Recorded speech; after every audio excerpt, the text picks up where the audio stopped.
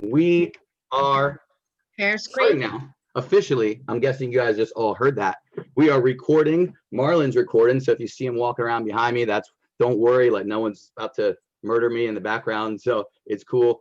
If you see someone sneaking up on me, if you see someone that's not Marlon sneaking up on me though, please definitely like make some faces in front of the camera. I don't know what happened to everybody. Did you hit something that muted everybody out? But we are going to kick this off in just a second, but with all of our sponsors, I don't know what happened to the music or any of the other people. Nikisha, are you still with me? Excuse me, I was supposed to share the screen. I'm looking at immersive online experiences are on Zoom.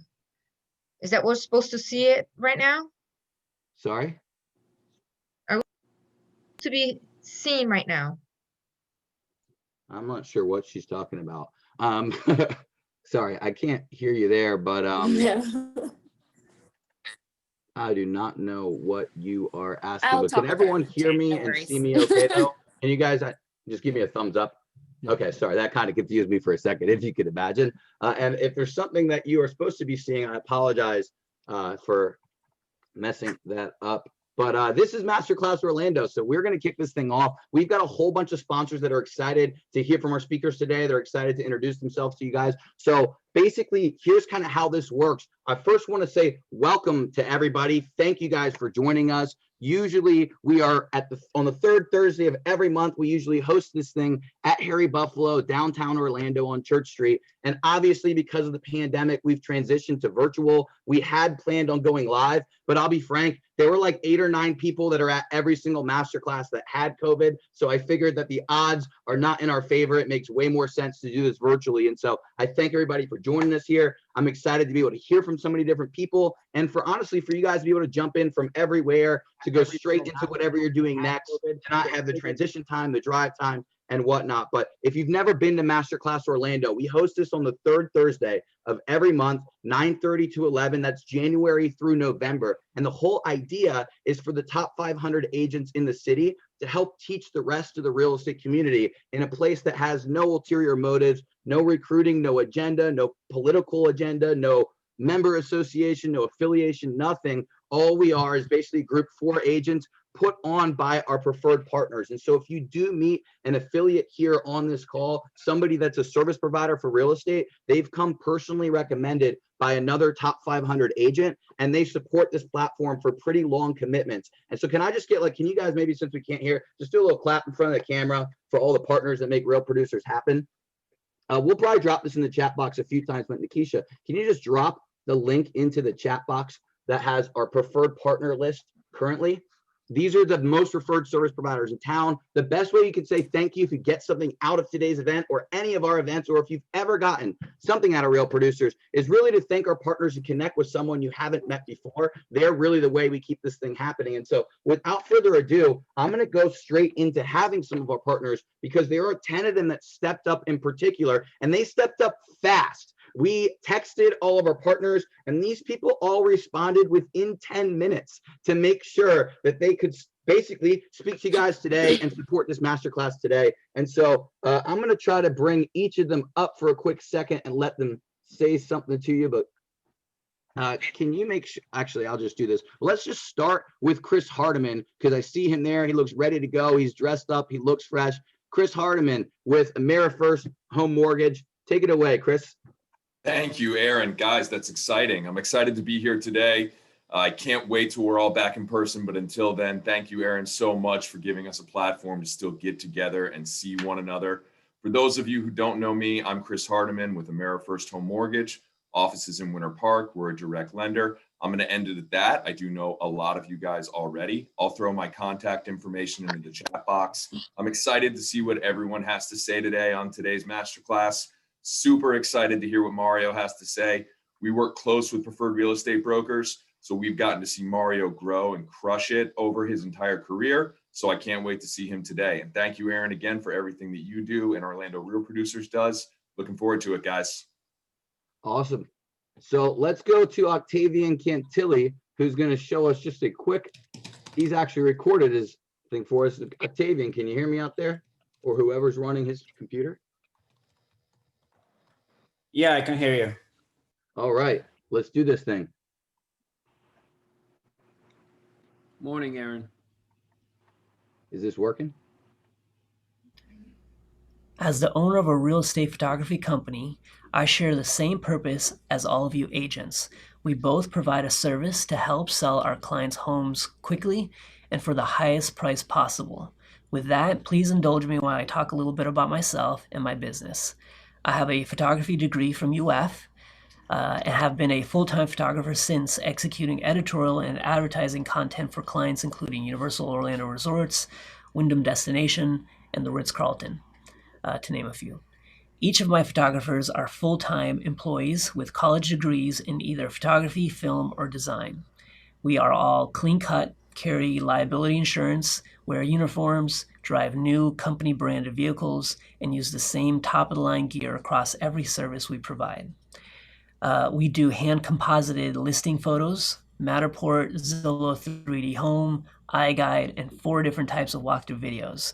We have Matterport's corporate contract for the greater Orlando area, and as FAA licensed drone pilots, we can get authorization to fly in many restricted areas.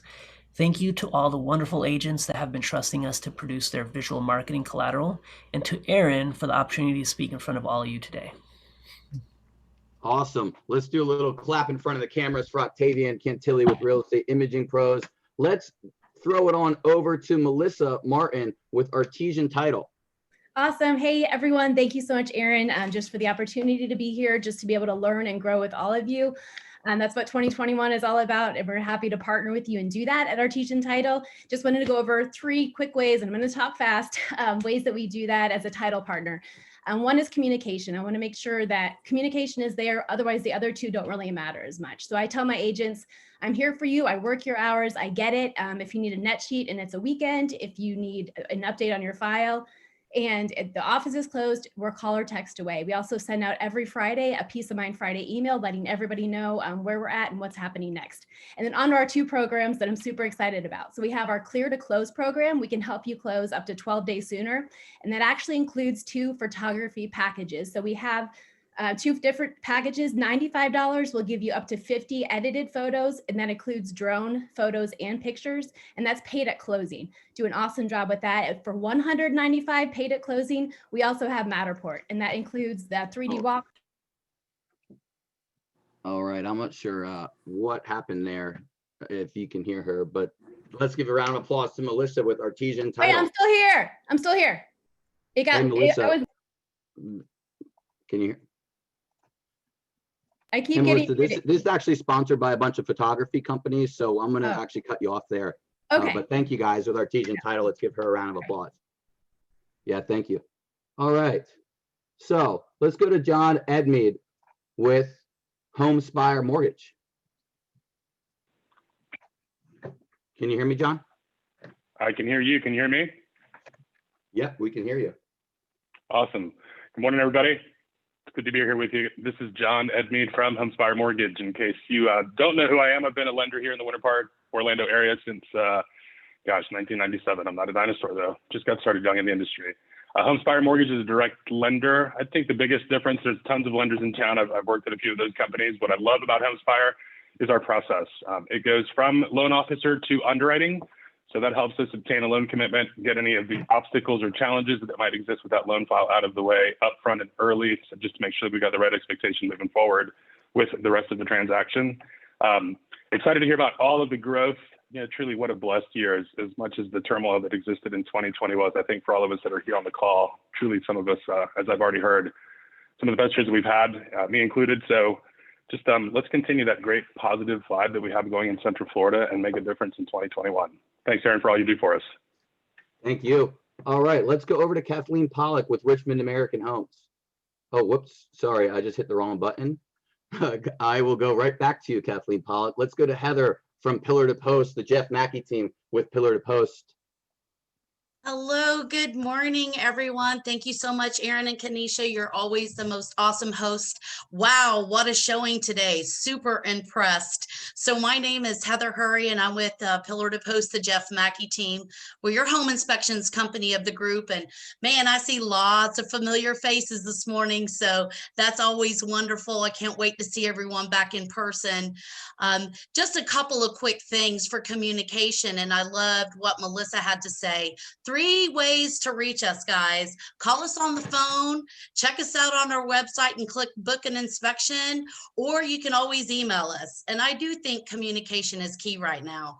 As we are moving into still a very hot market, timelines are critical. So we're that person and we're that company that can respond same day or next day. So thank you so much for having me. I think most of you kind of know me, so I won't ramble on, but it's a pleasure to be here and humbled, really, to be in the presence of so many top producers. Thanks again, Aaron. Love it. Let's go to Kathleen Pollock now. Sorry about that, Kathleen. I actually kicked you off instead of putting you on there. All right, Kathleen, go ahead. Good morning, Real Producers. Happy 2021. Congratulations to all of you for a phenomenal year. I know many of you made the most this past year in your career. It's been a great year in real estate for all of us. When you think of Richmond American Homes, we want you to think of if you have a cost-conscious buyer. All of our communities in Central Florida, we feature here our Seasons Collection homes that start in the low 200s. So if you have that buyer that is in a tight price point, we definitely want you to visit our website, come see us. And what's really special about us is that we still let that buyer personalize their home. We have a home gallery with thousands of options, countertops, flooring, cabinets for them to choose from so they can really personalize it and make it their own.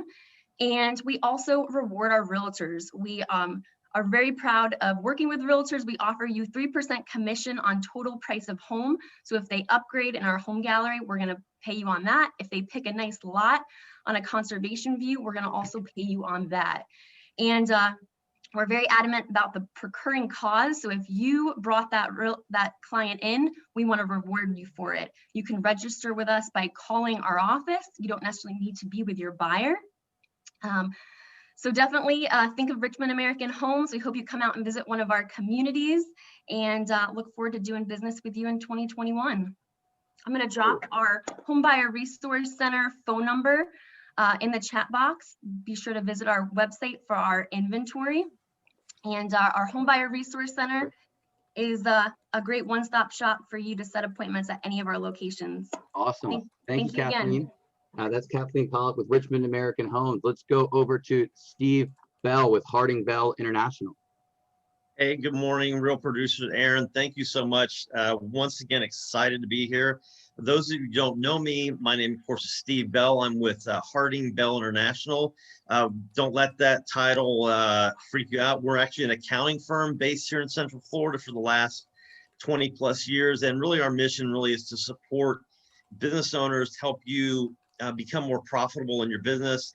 And you as real estate agents, especially top producers like you are definitely business people. And we're here to help you, help your clients, you know, especially if they're navigating investing, whether it be US investors, foreign investors. You know, we handle all those types of things, any kind of small business, tax accounting, tax planning. And of course, this year is the time of year everybody's thinking about tax, and they're thinking, well, is it too late to incorporate? Is it too late to do this or that? No, it's not too late. It's never too late to start to try and get things on the right tracks and save you money. So, you know, we're here, even if you're not a client, or I'm happy to be able to give advice to you or your clients, really to make things easier for them investing wise. But anyways, really great to be here today, and excited really to hear the realtor speaking today. I'm very excited. I know a lot of you, so have a great day and enjoy it. All right, let's go to Vic DeVore at DeVore Design. Hello, hello, how are you? Good morning, Happy New Year, and thank you very much, Aaron, for putting this together. And thank you to the Orlando real estate community. We had a 45% increase in business between 2020 and 2019. And I just have to say thank you. I can use this time to promote, but I really want to use this time to say thank you to the Orlando real estate community. I do have some cool services that, of course, the home staging we introduced last year, but we also have some cool video marketing services. I'm going to drop the info in chat. Thank you guys very, very much. Thank you, Aaron. I appreciate all the business. All right, let's go. Oh, and let's just do a quick 1, 2, 3 clap for our friends from GoPro Home Inspections who can't be on here. 1, 2, 3 clap. And I think I went through everybody there, and if I skip somebody, we'll come back to them in a minute. So let's just get started. And for those of you that might be blocked out, I am fixing the chat room right now. I think we maxed out. We're supposed to go, oh, maybe it's fixed already because there's 103. Okay, so it looks like I figured out how to fix it. And I was hoping that I'd stall for time, but I guess it is working. But either way, so I just want to say welcome, everybody. Quick couple notes, and then we're going to go right into the speakers. I don't want to waste any time. Next, Masterclass Orlando is the third Thursday of the month. It will be live after this session at masterclassorlando.com. That is February 18th. And let's just assume that it is virtual, but you will hear if we open up some seats and make them available. But let's just get this thing started in a second.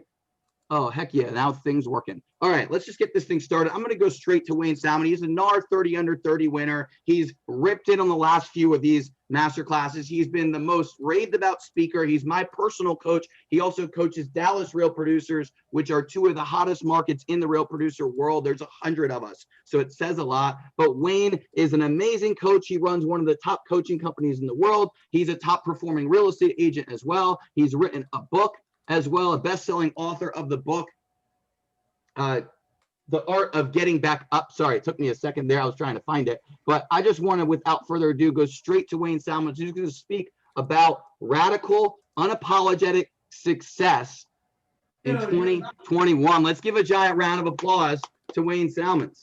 Brother, what's up? Hey, my light, hold on. I gotta fix, can I fix my light? Can I have a second? Yeah, fix your light. Hold on. Who knows what's going on? Welcome to 2020. There we go. I had to turn it down a little bit. It looked like Jesus was trying to come on the screen. All right, we ready to rock and roll? Yes. Oh, wait. Hey, Wayne, while you fix your light, can I put one more person that I totally forgot about? I was super ready to. I'm gonna have to like turn it off just to do it all over again. Renee, you feel me? She was ready to. We'll do it one more time. Sabrina, did you get a chance to say something? No. My bad, you just popped in front of me. Sabrina Serrano with Old Republic Home Protection while Wayne fixes his light. Let's give her a round of applause. Sorry about that, Wayne. Good morning. Happy New Year. I'll do my makeup. I will make this super short because Wayne is hyped up. I'm pretty sure he's probably had 5 cups of coffee and I'm on my 3rd. So my name is Sabrina Serrano. I'm with our Old Republic Home Protection, which is our home warranty expert here in Central Florida. You probably also know my partner, Cameron Foster, who also covers the greater Orlando area.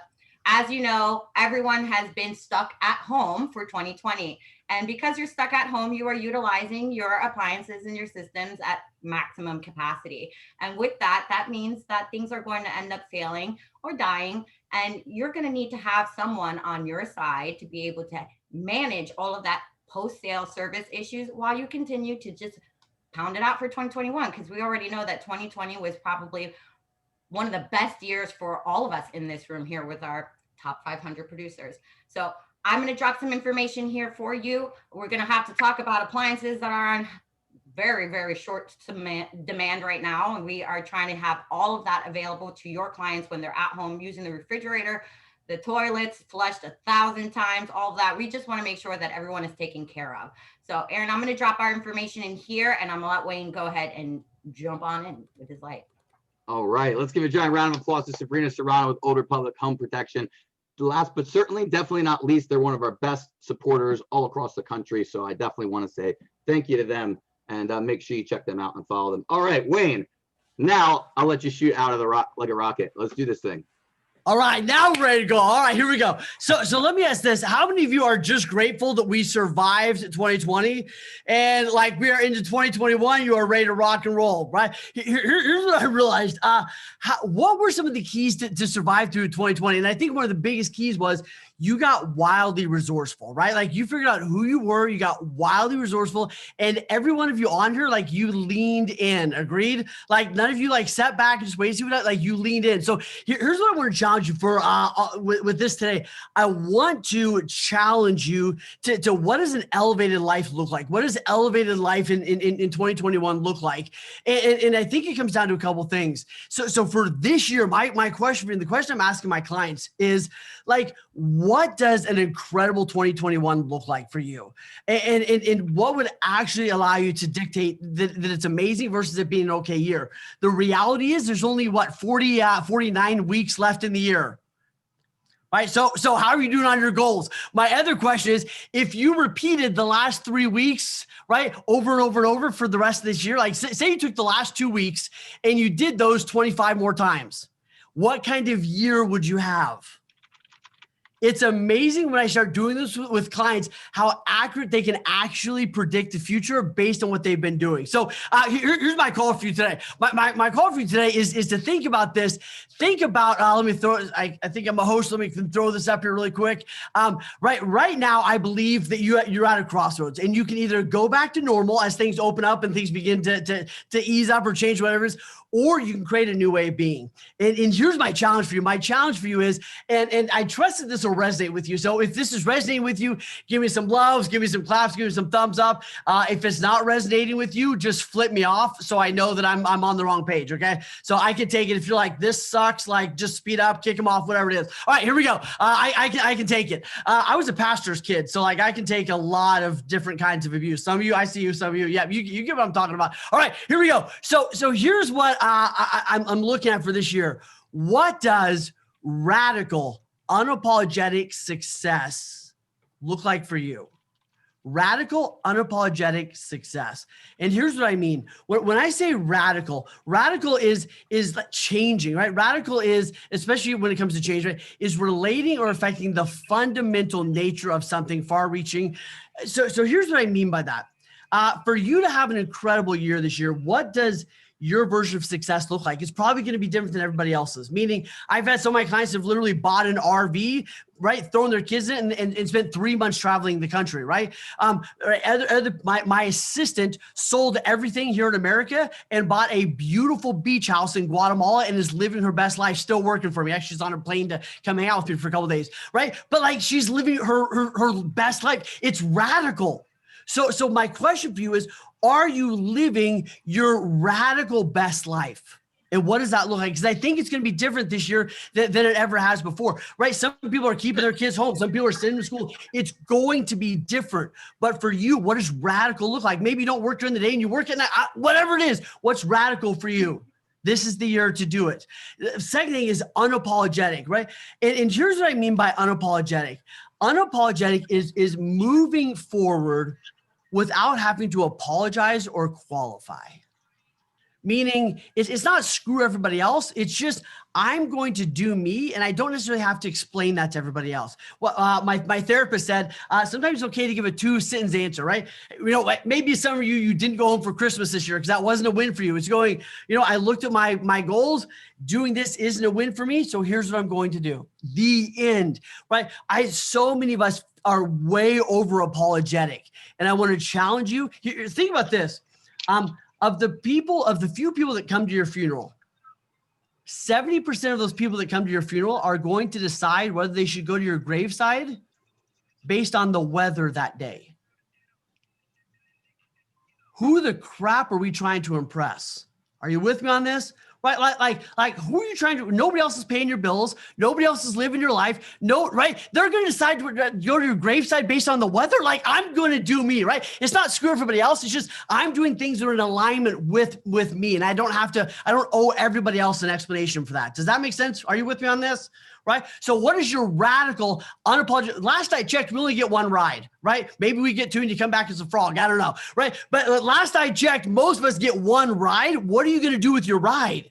right? So radical, unapologetic. And then the last thing is success. What does success mean to you? And what's interesting is I ask all these people, especially, this time of year, what does success look like for you? Do you want to have the best year of your life? It's amazing how many people have a hard time actually qualifying or explaining what success is for them. So my question for you is, what does success look like for you? And here's a couple examples I found that I thought were really powerful. Success is peace of mind, right? Which is a direct result of self-satisfaction in knowing you made the effort to do your best to become the best you are capable of becoming. Thought that was a really cool explanation of success. Success, man, this one hits deep. Success is liking yourself, liking what you do, and liking how you do it. As simple as that is beautiful from our dear Maya Angelou, right? Amazing words. Success is being a bit better tomorrow than I was today. Right. My version of success is, right, my goal is my magnificent obsession is to unravel the mystery of human behavior so I'm able to offer solutions and strategies that truly make a difference in the quality of people's lives. That's what I'm after, right? If I'm doing that every single day, that's why I get to hang out with Aaron. That's why I choose to spend time with y'all, because I know that you are magnificent humans and that we can have a conversation that's going to make a radical difference in the quality of your life. Does this make sense? Right? I base everything I do based on my definition of success, not somebody else's. So for you, Mike, my question is what is your radical, unapologetic success going to look like this year? And I love the quote from Jim Rohn or Jim Carrey, right? Jim Rohn, Jim Carrey, basically the same person. Kind of, not really. Right? You can fail at what you don't want, so you may as well take a chance and do what you love. Are you with me on this? So can we get into the nitty gritty for a second on how we do it? You okay with it? Give me some luck. I want to make sure you're awake. Are y'all paying attention? You're on Sudoku. We're here. All right, good. Thank you. I love y'all. It's good to see so many faces I actually recognize now. All right. So here's how we actually do it. I believe inside each one of us is a villain and a hero. Have you ever heard yourself arguing both sides of a conversation?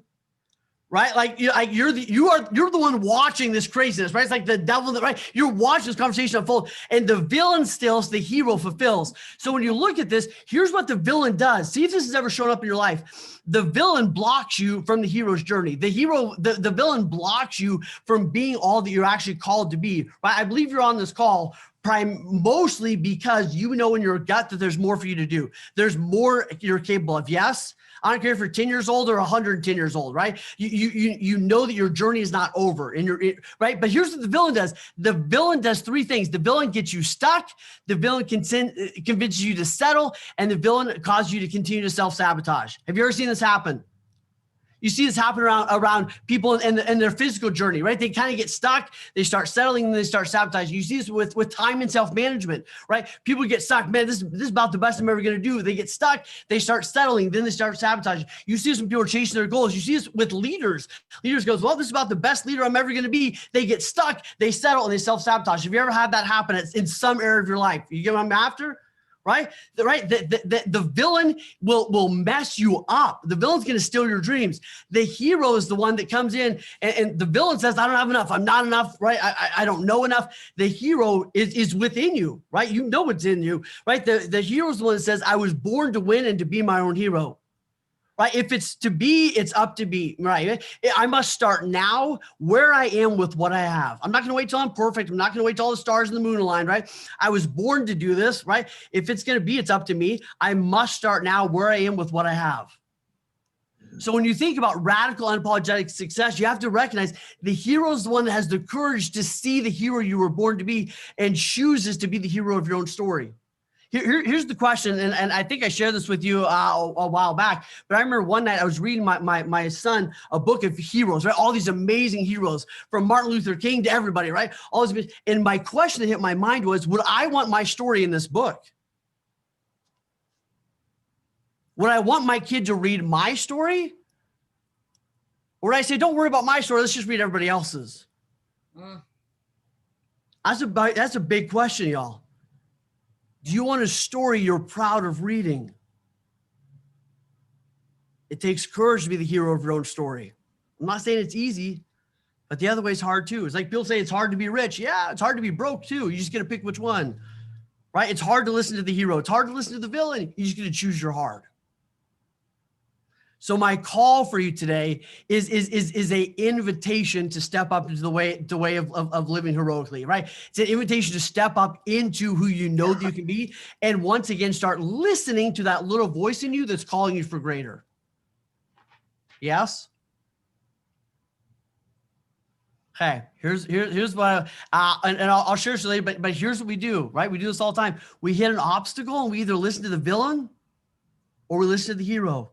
We figure out what are the hinges? What do I got to eliminate? What do I got to empower? What do I need to make repeatable? And then we're going to have an ovation and continue on the journey. I'm not saying it's easy, but going this way is real hard too. Does this make sense? Mm-hmm.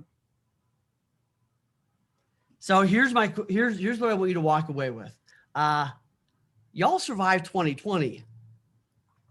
You did not come this far to just come this far. The reality is this year, you don't have enough time to live for somebody else's dreams and for yours. You don't have enough time to make everybody else happy and yourself miserable, right? You don't have enough time to achieve your goals while being torn in 1,000 different directions. You got to figure out what your version of radical, unapologetic success actually is, and allow that to be the lighthouse in the distance that you're driving towards. Does this make sense? Okay, I want to hear 2 ahas, and then I will let you get back to the rest of this awesome call that I'm probably going to eavesdrop on because I saw the speakers and it's going to be freaking amazing. So give me 2 ahas before we move. What do you got? What resonated with you in there? Where do we even start? You did not come this far to go this far is huge, Wayne. Yeah. Here's the simplest place you start. I would say you start by getting quiet for a second. Most people are terrified of being alone with themselves and actually listening to what their true self is saying. That's why we have TV's always on, the radio is always on. We have constant distractions. I would say just allow yourself to get quiet for a second and go, what is radical unapologetic success? Start writing some stuff down and allow yourself to begin to have that conversation. Hey, Marlon, I'm going to take off mute. Just have some fun with it. All right. Give me 2 more and then Aaron can take it over. Mike, and I think somebody else raised their hand. I'm not sure. Would you want to read your own story? Would you want to read your own story? That one, for whatever reason, had a big impact on me. Dude, that hit me, man. That hit me. Yeah. Zachary, take it away. Zachary and Ryan, and then I'll let Aaron take it back. Hey, man. Yeah, I think for me personally, just seeing the actual perspective of 49 weeks and also taking that into account of habits, and thinking of not as just these little tiny things that you do all day, but an actual continuation of a week, and you can think about your week in that time of, okay, yeah, I probably didn't perform as well as I could have. So that was a big thing for me, man, fixing those habits. Yeah. And I think awareness is transformational. So sometimes people go, oh, I just had a bad day. It's like, okay, maybe it was just a bad day. Or like if say somebody wants to make 10 calls a day and they made 7, the day before they made 4, then they made 3, then they made 7. It's like, okay, was it really a bad day, or am I pacing to dramatically under hit my goal? Right. So that awareness is so key. Yeah. Brian. Yeah, one of the things so I'm going to go back to the would you want to read your own story, and I like the fact I like the business aspect of it, but it also comes to almost like a personal and ethical aspect of it. Would you want to do you want to read your own story if you are successful, but you are the bad guy in the story who is successful? You're the one, something like that. So I think it hits on a personal aspect as well, not just a business aspect. Yeah. So some people are going to read their story and go, shoot, I was the villain. Yeah. Like I was the one that held that dude back. Like what? Right? Like, yeah. Love it. Hey, wait, can you hang out with me for a minute? Dude, I can. And by the way, Aaron, so freaking proud of you for everything you did this last year, man. It's been amazing to watch. So thank you all for supporting him, and thank you, dude, for what you've done. It's been amazing. Thank you. So let's give a giant round of applause first for my personal coach and our most raved about speaker we've ever had at Masterclass Orlando, Wayne Salmons. He's amazing. I want to do something really quickly, and then we're going to go to our panelists. I want everyone to just grab your pen real quick and just hold it up in front of the camera so I can see that you actually have a pen. I want you to just take a second and jot a couple things down before we get this thing going. All right. So I'm going to invite everybody to join me in this. You don't have to, but I recommend you do it. I want you to take a second. I want you to write down your first thing that comes to mind. When you think about what does elevating your life in 2020, what would it actually mean to you? Like, what would elevating your life mean to you? Another way of asking is like, if 1 year from today, you had made massive quantum growth, like remarkably your best year ever, something absolutely extraordinary, what would have to happen? What would it look like? Sorry, I'm loud there. I'll put that mic turn that down a little bit. So yeah, what would radical, or as Wayne called it, what would radical unapologetic success look like to you? Just take a second and just jot down the first couple answers. In fact, as you jot them down, I would love if we could get a few of you guys dropping in the chat box. In the chat box. I'm not sure what's going on there. Jot that down.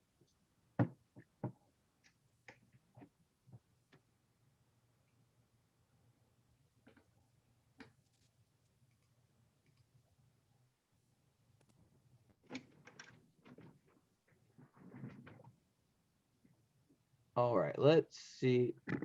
That sounds way better, dude. Let's see if I can fix that now. Is that good, guys? It sounds a lot better. Now you're a little bit quiet, but it's way clearer.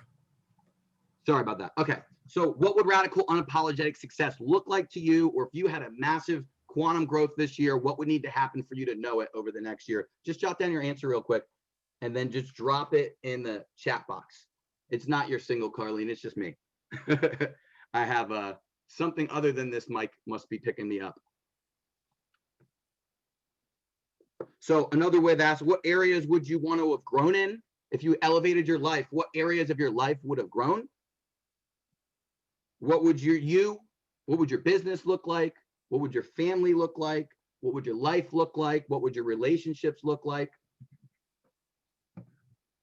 Now I got to turn it up. All right, we'll get this figured out. So what would it look like to you to have quantum growth in this next year? What would your life look like? What would your business look like? What would your family look like? What would it look like? Is that working now, by the way? Just give me a thumbs up if that sounds okay. Perfect.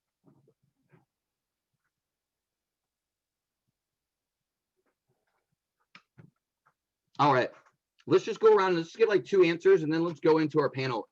Because I think that it's important as we talk about this, we're going to talk about their mindset, their strategies, what they're doing, but we want to get like the big picture of actually elevating their life, not simply like, how do you sell more, or how did you get a few more transactions, or how did you hire an assistant, that type of thing. Like, I really feel like, especially, I don't know about you guys, but after having such a crazy year, I mean, for me, after almost dying, maybe that, I don't know, I think the pandemic did this for anyone, but I would say that after almost dying, you kind of put things in perspective where you realize that, like, man, if I want to do something important, I need to stop aiming for little tweaks and little goals and go like, what would elevating my whole life be like Wayne's talking about, kind of remove all the obstacles, remove all the limitations, and really think about what would elevating your whole life, what would not just growing your business, growing your fitness, or growing this, like, what would your whole life, brand new level, unrecognizable version of yourself look like?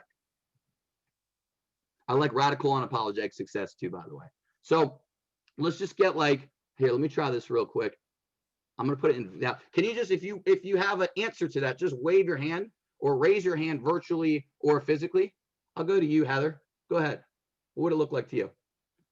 Hey guys, I think probably one of the biggest things that I would just change or shift is like no fear.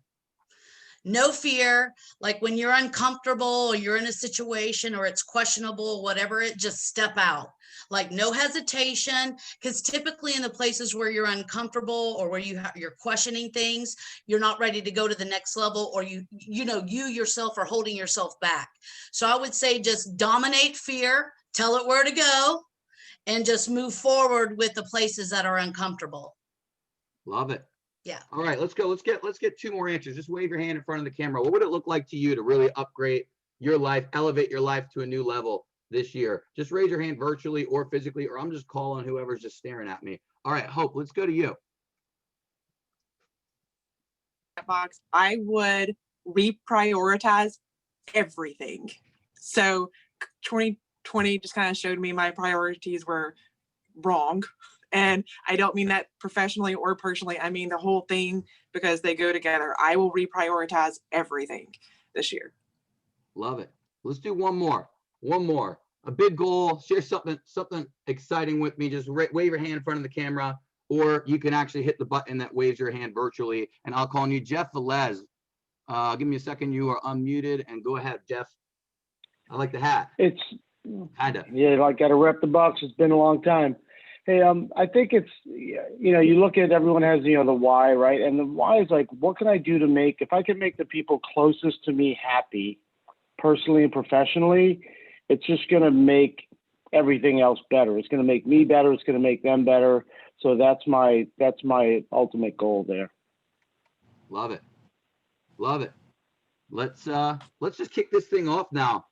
So we're going to go to some of our panelists, and we're going to hear from 4 people who all are selling at least $25 million a year. And I feel like there's really 3 big gaps that are on this call, because the majority of the people on this call, you guys are consistent performers, or you guys are at least not brand new agents. So there's kind of like, is it 3 gaps or 4 gaps? I'll kind of outline them for you. There's the consistent performer to the double digits, like cracking the $10 million range. There's the people in the 10 to 15, let's say, that want to get to 2025. And then there's the people in that 2025 that want to take it 50 to 100. And so we're going to kind of hear from each of people. We're going to hear from people at each of those levels. And we're going to kind of ask them about what bridged the gap for them. And so first, we're going to bring the heavy hitter up. He's coming from Tampa, so it's a little easier on Zoom. He doesn't have to fight I-4 traffic. But Tony Baroni grew up in Illinois. He moved to Florida after graduating college in 2001. He's been an agent since 2005. He started when he was 26 years old. He joined Keller Williams at 2007, worked as a listing agent for a top team till 2010, then started his own team. He now ranks in the top 5 producing teams in the Tampa Bay area. He's in the top of the state of Florida. He's number 6 in units sold for the state of Florida for medium-sized team. His team is on track to sell.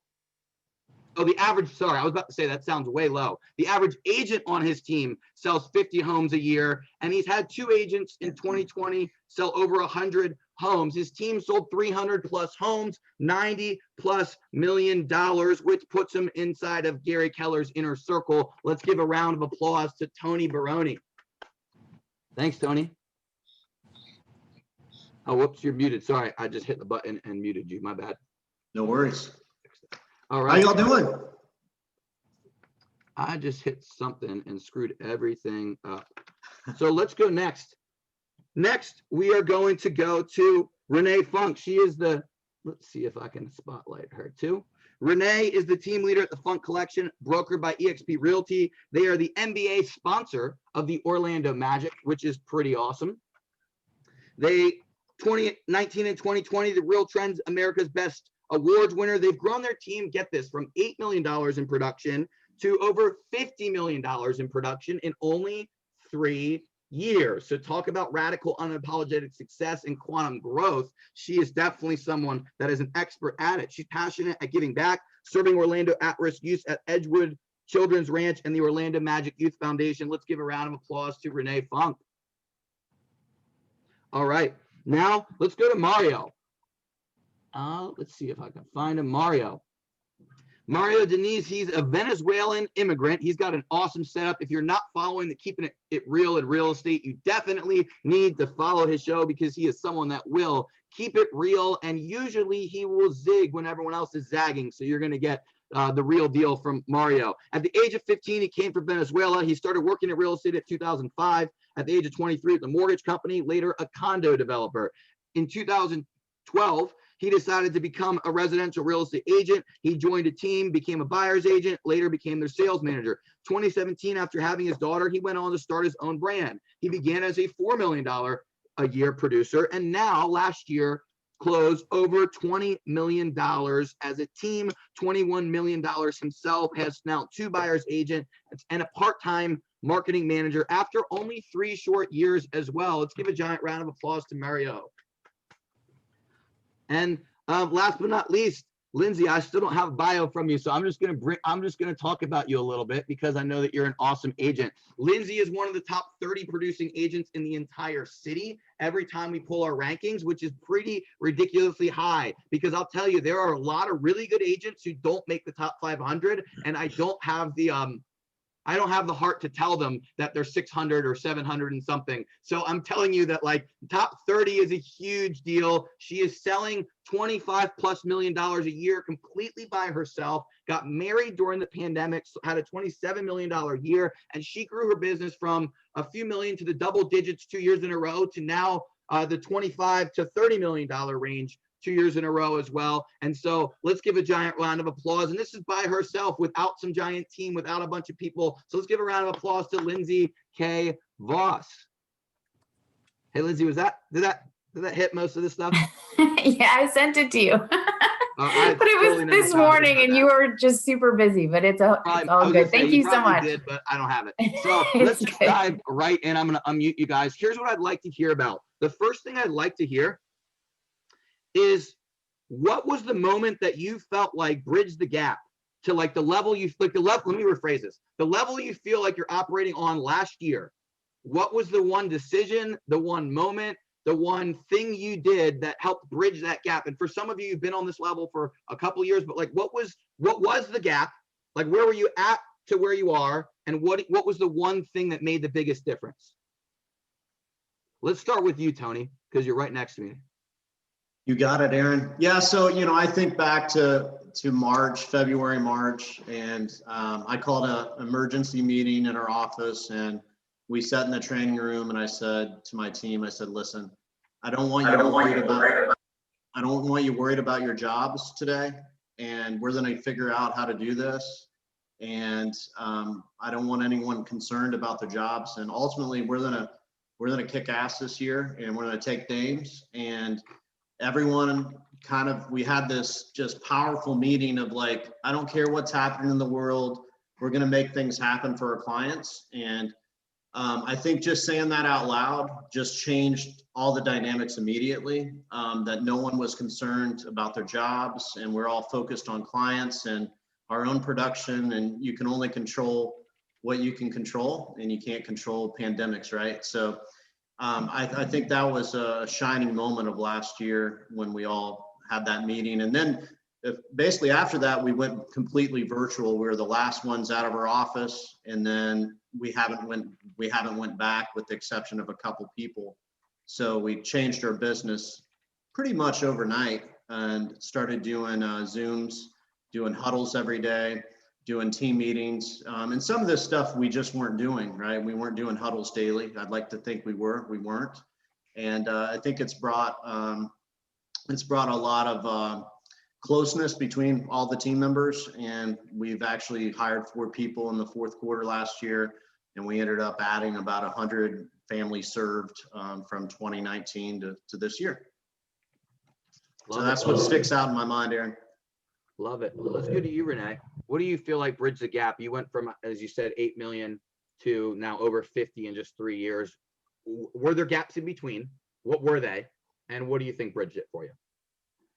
First, I just want to say thanks for having us follow Wayne, right? Like, how do we follow Wayne? And this is a badass panel that I'm grateful to be a part of, but Wayne is amazing. And Wayne really touches on a point that falls into your question, Aaron, on what's that moment in 2020. I want to remind everyone, if you haven't identified your why yet, or if we haven't really had an opportunity to define what success means to us, can we give ourselves and those around us grace to say that's okay? Because I have to raise my hand and say, I don't think I truly had clarity over what my why was or what I wanted to be radically unapologetic about a best life until 2020. And in the moment for me that defined it, it was March 13th, 2020, when we woke up and I had a pity party for 24 hours. We had found out, like the world, that we were going to have a shift, that there was a pandemic. My husband and I had just made one of the biggest investments of our life to partner with an NBA team, and the world was shutting down. Agents were looking to us to answer questions, and I, as a leader, didn't have answers. For 24 hours, I cried, I had a pity party. I sucked it up and I reminded myself that we can be strong, we can be leaders, and we can thrive. It's admitting that we don't have all the answers and learning together that makes us, this gives us the strength. That was a huge defining moment for me as an individual, as a mom, as a team leader. It's okay to not have all the answers. And I think that we need to give ourselves grace to remember that very fact. Love it. Mario, let's go to you, man. What was the gap, and what do you think helped you bridge that gap? Yeah, I mean, of course, 2020 being an interesting year nonetheless, and just kind of following what Renee was talking about. For us, it was in the end of 2019 that we really made a commitment to the 3 words that we have in our logo, which is integrity, service, results. So we felt like when the pandemic hit, it was kind of a test of how we would handle it based on this desire to live by these 3 words in our business. So first thing that I did is I called our broker, I prefer real estate broker, and I asked him that, I told him that it would be important to waive all the monthly fees, not for us, but for all the agents, just to make them feel a little bit better about what they were heading into. There was no sense in charging agents if offices were going to be closed. And so we achieved that right away. Secondly, I went to my team and I told them all the fees that I pay for them, which is every fee that exists at the company. I would not pay it to the company anymore because it was waived. I would instead be depositing it on their bank account so long as the pandemic was going and I had any money on my bank account. And then we doubled down on marketing, not knowing where things were going to go, because I thought it would be an important reassurance to the team to let them know that, you know, we were going to sink in every resource in trying to take a bigger market share, and that fear was nowhere, you know, in the periphery. And for me, that was very important. And then the thing that we did is we called every listing that we had at the time and every buyer, and we offer them out of the listing contracts as $0 cancellation. And we did that because we felt like those people were nervous too, and it was a good time to give them a call and reassure them of where we were. But listen, if they were scared, if their job had put them on hold, I thought the right thing to do to live by the integrity word in our logo was to tell them they can get out of their listing agreement at no cost. So a lot of people did that. We lost about $4 million worth of pendings almost overnight. But then by the end of the year, all of that turned around. Every listing became active again. We sold every property that we had. Every buyer we were working with ended up, you know, we ended up getting them under contract. So it was a blessing to be able to live by something that was not the easy thing to do, it was the hard thing to do, and still sort of have the payoff at the end of the year. Love it.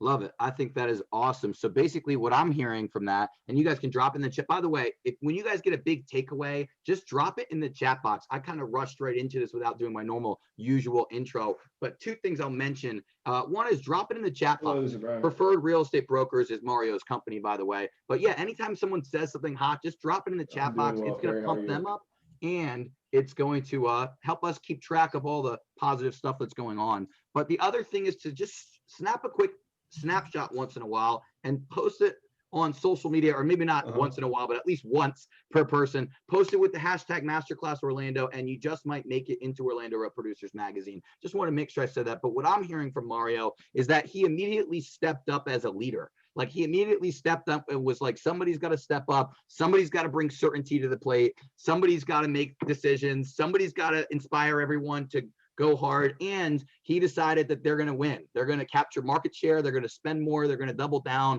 And it looks like they have very significantly. So I just want to point that out and give props to that, because I think that is amazing. And if anyone else who agrees, you can just give like a little props in front of the camera or something like that. Let's go to Lindsay. Lindsay, tell me about, for you, it was about 2 years ago, if I'm not mistaken, that you really doubled your volume and whatnot. Tell me about the difference. Like, what made the difference for you? Actually, first, what made the difference from doing under 10 million to doing, 10 to 15? And then what made the difference that got you from the double digits to 25 plus? I think just like with everything, you kind of focus on what you do have, right? You always have your sphere of influence and your loyal past clients and customers. So I think the main thing for me is I just always try to build relationships and maintain relationships. And by doing that, allows you to be the go-to person that any client, any referral has a question about, they'll come to you. So I really just focused on what I did have, and I did have a really good sphere of influence. And at that point, I had a really good track record of loyal past clients who I just constantly stayed in touch with. And I think that's the key. And this past year, in March, just, we all thought, the world as we knew it was coming to an end. We all kind of panicked a little bit. And, at that point, there's quite a few, there's obviously awesome agents in Central Florida. But I always have a few that I call, especially a time like that, and wanted to get their perspective and, what did they think was going to happen? We were kind of all on the same page. We had no idea what was going to happen this year.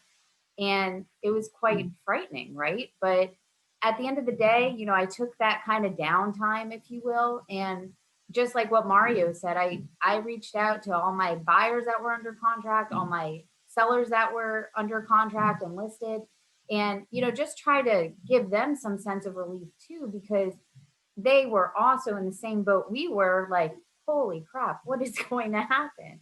So, just giving them a sense of relief. And obviously, I think we all lost some contracts during that, March, April timeframe, but it did bounce back, thank God. And, at the end of the day, I really just spent the whole month of April and just calling all of my past clients, every single one of them, just reminding them that I'm here, just checking on them just from, a personal standpoint. And I really think that helped bridge the gap, is just maintaining and growing those relationships. So many of those past clients now, I consider friends, and, we talk constantly. So I think that really helped bridge the gap for me. And So focusing on the client relationships helped you grow to the level you're at, basically. I'm going to ask each of you a little bit more about how you keep in touch with the clients, but I want to make sure that I'm specific, because people want to have, basically, they're all on this call because they want to have their very best year ever. And so for a lot of you guys, it was last year. Some of you, it might have been another time in your career, though. It might not have just been your response to the pandemic. So I just want to make sure for the next few questions that I'm framing it properly, that I'm asking, because some of these people really want to know what it was like when you were up and coming, or when you were new, or when you were doing 5 million to 7 million and you got to 15, or when you took it from 15 to 30. Let's talk about some of that. So we talked about what the difference maker was for each of you last year. Let's talk a little bit about the number one thing that helped you bridge the gap when you first broke through double-digit productions. How about that? Or I guess that's really, when I say double digits, I really mean 7 figures or 8 figures. What I really mean is tens of millions of dollars, just to make that clear. But what made the difference for you when you first broke through it? What was the number one decision you made, or the number one habit you learned, or a thing like along those lines? Do you want to, let's go to you, Mario, because you did it probably the most recently. I think the biggest difference maker for me was to really align my thought process and figure out what it is that I was going to be most loyal to. I think in real estate, we have a lot of distractions, and you have people that are loyal to their brokerage and their brand and their team and their lender and their, all these distractions, their coaches, all these 50 things that happen every day. And we just made a commitment that everything that we did in our business was in function of the customer. Everything that we did had to benefit the customer. And if it didn't do that, we could not be associated with it. And when we adopted that mindset and we got very conscious about reducing all of our costs so that we could pass additional discounts to our clients, so that we could have more flexibility when working with them and remain profitable, when we made that decision that everything revolved around the customer, I think that was the biggest difference maker for us, because our industry is full of smoke and mirrors, and people saw through that, and people saw that we were at the very least out there with a chipping hammer trying to take those mirrors down. I love it. Can you give me, I know for a fact that that you walk the walk of what you're talking. Give me an example or two of one of the decisions you made that maybe is contrary of what most agents are doing or spending money on or choosing to focus on. Well, sure. I mean, I'll tell you right off the bat. One thing that we did is we felt that people who were selling and buying at home at the same time should know upfront that there should be a discount for their repeat businesses. So it's a volume discount. It happens in every industry, and it should exist in real estate. So we decided to publish a magazine and a pamphlet that we give everyone. It's a 12, 14-page magazine that says that up front, how much we are going to charge you and why we're going to give you the discount. Instead of walking into the listing appointment and trying to see how much we can get out of people, we go in there already discounting ourselves because we know it's the right thing to do for that person. Another thing that I do is I have sliding compensation scales for my buyer's agents, because I feel the more you sell, inevitably you make more money because there's more volume, but you should also have better splits the more you sell, because that means you're a more talented agent. And so that's something else that we do differently than other people. Most companies just have a flat split from whether you do 101 transaction or 50 for the team. And so those are some of the things that we do that end up costing the team money, but I feel help provide a better service to the customer and helps us with our retention. So I never have to worry about any of my agents leaving me. I love it. Hey, since we got on that train of thought, and I really like that train of thought, I want to hear, we'll go back to the question, but I want to continue on this question with each of you. What's one thing that you do differently that most agents do, or most agents focus on, or most agents make the mistake of that you don't make the mistake of? I'm gonna go back to you, Tony. So yeah, for us, my goal is very simple. You know, is to deliver a 5-star experience, our whole team, right? So I think what we do really, really well is we get reviews at the end of the transaction, and over time those build, they build up, right? And then people start finding us online, right? So we have 1,850 5-star reviews online, and I'm very, very proud to say that. And every single one. Number again? What was that giant number? 1,850. Yeah. And you know, to me, that's very important to know. Are we delivering a 5-star experience, right? And then as I've leveraged and not done as much business myself, I want to make sure my team's doing that. So it's our internal checkpoint that, are we providing the service I want to provide when I started in this business back in 2005. The other thing go ahead, keep going, sorry. The other thing is we want to replace clients with other clients. So during the transaction, we want to earn a referral from them during the transaction. So it's no competition. There is, it's usually, you know, referred by the person that's usually similar to them, right? Because they're friends or their family. So this whole concept of replacing yourself with someone else and then getting a review has been not only, I think people talk about it, but we live it. And that's really how we measure our business ultimately. And I believe that's really how we've gotten to 300 transactions in a very simple way, just providing this amazing service and then having clients give us referrals and then getting reviews to prove that we're doing a great job. Let me ask you a specific, Tony, because for the people that don't know you, I want to get like a little bit more granular on that. What specifically are you doing to get people to leave you reviews, to get that many? And then secondarily, what are you doing internally to make sure you guys are delivering service? I don't mean just getting the feedback, because obviously that's important. Like, what are some of the things that you do, or mantras or procedures, or like, what are the things that someone that's trying to build a similar culture would need to be doing? Well, I think, you know, you got to set the expectations with the client. So, right, we call it the promise. I R&D'd it from another Keller Williams team, to be quite honest.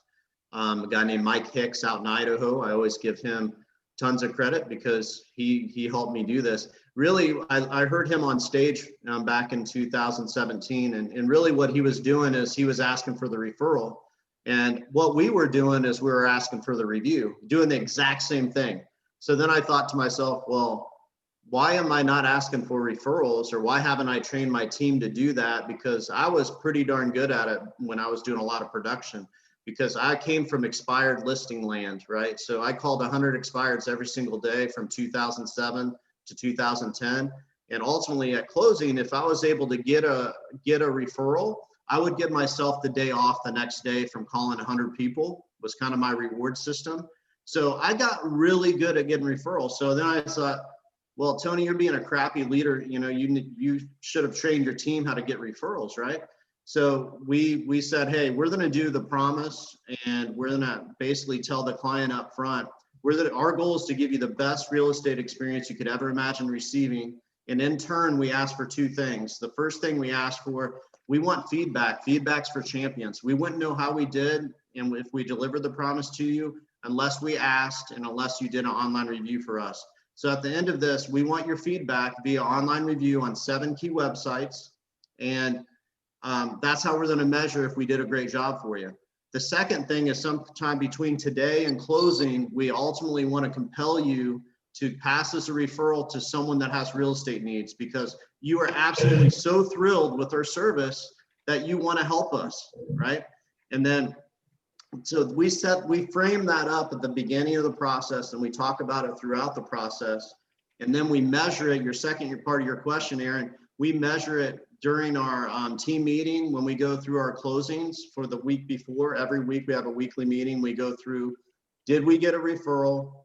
Did we get a review? And we measure it. And then when that review comes in, we actually put it on the spreadsheet, so we count it. And then if we got a referral or not. So that's how we measure it as a team as well. Love it. Let's go to you, Renee. Can you tell me an area where you guys do things differently, or that you've learned to kind of zig when everyone zags? Absolutely. We have 2 core focuses in our business. Number 1 is our online social media and online presence.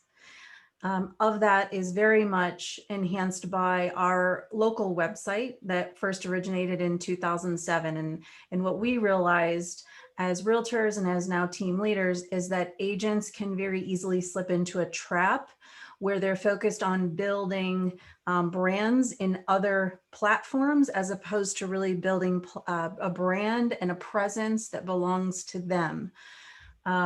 Through that, there's a lot of talk about mindset and retention, and those two really go hand in hand as far as we see it.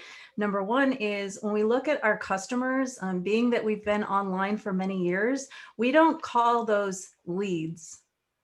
It is long overdue for us as an industry to realize that those people, humans who are online searching for the home that they're going to build their memories in next, they're humans, and they're knocking on the door, giving us an opportunity to earn their relationship and build that relationship into a point that we help them acquire their next investment or home. That mindset shift of realizing these are humans that we're serving and given an opportunity to work with really is a shift in our business. And then from a retention standpoint, I'll just share that we can't fully provide value to our customers without understanding their why, without understanding their goals. And so there's an extreme focus on our team about the questions that we're asking to understand the humans that we're serving, so that we can come from contribution and truly knock it out of the park to provide them value and to continue that relationship, because the real work starts post-close, when our goal is to retain them. And as Tony's mentioning, make sure they're fans for life so that they continue to refer business to us. We've made them an offer they can't refuse. The service was so great. Love it. Let's go to you, Lindsay. What do you do differently than the average agent, or what have you learned to do differently than most agents? So I think a lot of us at one point or another throughout our career have kind of got stuck in more of the daily grind and, just kind of not doing what you should be doing. So I always ask myself, with everything I'm doing, am I working to get new business?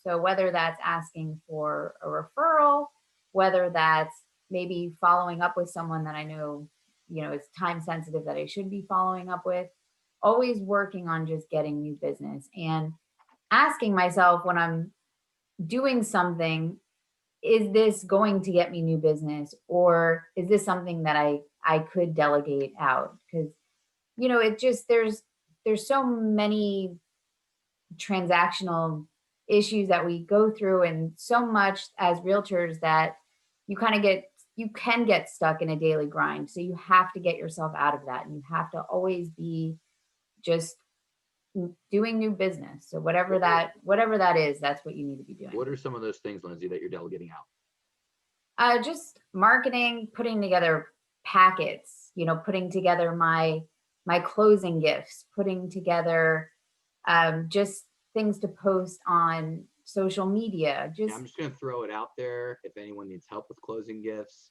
I might know a guy. Just want to say that.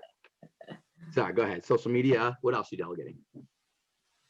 Just anything marketing related, putting a lockbox on a listing, or ordering a sign for a listing, or scheduling the photographer. I mean, there's so many things that you could easily have somebody else be helping you with. And by doing so, you can focus on new business and stop getting yourself caught in the daily grind. I love it. So here's what I'm going to do. I'm going to ask all of you to just chime in on this one real easily, because we kind of have half answered, I feel like. So let me see if this works. I have no idea if this idea is going to work as well as I think it will. So we're making the list of the things that helped you get into the 10, $15 million plus, into the double digits. So one of them is definitely delegating tasks that you probably were wasting time on. Another one is probably putting systems to maximize and value the relationship. Maybe it was a mindset shift about the relationship. Give me a couple more. What are some others? Well, Aaron, I just want to say something. I think the most important one, that is the one real estate agents never like to talk about, is being in a good market. Okay. Since 2010, we've been in a very fantastic real estate market in the state of Florida. So really, as much as we'd like to think it's our personal genius that has brought up all this success, a large part of what we're doing here today in terms of volume is related to the fact that we've had a good market. I mean, if you started in 2010 doing 4 transactions and you compounded 2 transactions per year thereafter, you'd be doing 35 transactions right now. So, it's important that we also say to people, when you have a good market, it's easier to take risks. It's easier to go out there and think outside the box. And we've all been very blessed that we have this good market in front of us, because I don't know if I'd be doing 30 million if it was different, I love it. And I'll also say that because we're in a good market, that's exactly the reason we all should really strike while the iron's hot and make sure that you're doing things like Mario said. You're doubling down, you're going hard, you're staying focused, and you're focused on having your best year ever, because we actually said this time, actually, I think it might have been 2 years ago, but on this stage, I remember at Masterclass, Gil Ramos sharing this idea, and we spoke about it again last year. What if this was the last good year in real estate? Was the question he asked. And I think we could still ask that question today. Like, what if this was the last good year for a while? I don't mean for permanently, but what if this was the last good year for, like, what would you want to get done? And what would you do differently, or even better? What would you do that you knew you should have done last year that you were neglecting, that you'd do differently if you knew this was the last good year? Meaning, what have you been neglecting that you would be doing differently if this was the last good year? If your job was about to get a lot harder, if it was going to take a lot more stress and a lot more work and a lot more effort to do the same, to get the same results, what would you do differently this year? Aaron, or what would you not? I'll touch on that, and kind of going back to your last question is consistency and good habits. Right? Everybody want to talk about the secret to success. It all works, right? There's drama about Zillow. There's drama about this, that, the other. Here's the thing. It all works. If we get out there and we do the work and we have consistency and good habits, we're going to travel the path we're seeking to travel. Agents are looking for solutions. And one of the things that happens is they forget, they got to go in and they have to look at the areas like Lindsay's saying, delegating. That is brilliant. We have to delegate. Oftentimes agents don't even know how to delegate. One of the key tactical things you can do if you're looking for areas in your day that you can start delegating, make a journal for 7 days. And this is painful, everyone. It's painful. Journal for 7 days from the moment your feet hit the ground when you're getting out of bed to the moment you lay down, everything you do all day long. And then assess that data after 7 days and look at the key highest income producing activities you need to put your hands on each week, and then scale and rate the rest of them so you can delegate the lowest level of what you're doing. And I just think that it's important to remember there's really no secret sauce here. Is we can be successful in whatever fuels our fire as long as we get out there and we stay consistent. Love it. I love it. Yeah, I would What else? definitely agree So with Renee. habits, delegating things, mindset, taking care of the customer first. Anything you want to add to that, Lindsay? Yeah, I think it just really comes down to if this was the last good year in real estate, just making your calls every single day, putting together a goal. You know, like Wayne had said earlier, you know, you make a goal for yourself and make sure you actually hit that goal or exceed it. If you have some extra time and your goal is only 10 calls a day, maybe you make 15 calls a day. So I think just really just spending more time and just being more diligent and just really persevering. And I think that's what I have been working on this year. So, and just like Renee was talking about, I mean, consistency is key. So set your goals and just be consistent on a daily basis. And just remember, just if it's not giving you new business, then find somebody else to help you do it. Love it. Let's Hey, go. Aaron, Let's get. Were you want to add something? I'll jump in and just mention, you know, I think the biggest key for me was I got a real estate coach as I started hiring people because I really didn't know what I was doing. And, you know, I know Wayne has a coaching company, right? And, you know, so he could be a resource or, so get a coach. They're going to have blind spots. People have walked before you. You don't have to figure it out all by yourself. And my first call with him, I'll never forget because he went through, what's your schedule today, Tony? And I'm like, I had 4 listing appointments. I had 2 photography sessions. I had a staging appointment and I was entering a listing between 10 p.m. and midnight. Okay. And he goes, are you serious? I'm like, yeah, that's my job. You know, this is what everyone does, right? And he's like, okay, here's your job, Tony. Hire a photographer. And I'm like, but I'm great at photography. He's like, I don't care if you're great at photography. If someone can do it 80%, this was for me. Someone can do it at 80% the level you can, you hire them, right? And they have to have, you have to have an autonomy to allow them to do the job they need to do. And it can't be exactly like you. But I still chipping away. I got a photographer and then I got a stager and she's still with me today. And I started hiring just all these facets through my business of different people that are better than me at what they do. And I see some questions that came in. If you don't delegate, you know, if you don't have anyone to delegate to, I mean, your goal should be, you know, get the business up to you have no more time, right? And then you hire someone to help you, right? And check your ego at the door, guys, because guess what? There's people that are better than you at every single thing. And I've found that out personally by hiring the right people. So anyway, getting a coach was huge for me. Love it. Hey, if Aaron, you're looking can I for people to piggyback hire, by on the that? way, I'm going to just drop, and then I'll have you add on that. I just dropped a link in the chat box. Make sure that you're hiring some of these partners. They do an amazing job. There are a lot of people. If you don't know where to start, just click that link that we just dropped in the chat box. I guarantee you there are people in there that can take some things off your plate. Go ahead, Renee. You were trying to say something. I was going to piggyback on Tony, you know, the suggestion on a coach. It's so important. Coaches can be a great contribution and asset to our careers. I do think that there's a bit of a shift that has been experienced in the industry and also with technology. And that's that, you know, we can obtain any information and learn anything we want for free by picking up our phone. And I just think that agents, depending on where you're at in your business and where you're at scale, can and should remember a lot of what we're doing can be learned for free. Success leaves clues. We come to Masterclass Orlando and you have amazing leaders sharing their wisdom and collaborating. I think a coach is important. I think it can depend on where you're at. And I think introducing that as an expense should be really assessed in the overall picture. Remember that you know, your tribe around you can and should be sharing all the goods to help elevate you. Just wanted to throw that in there.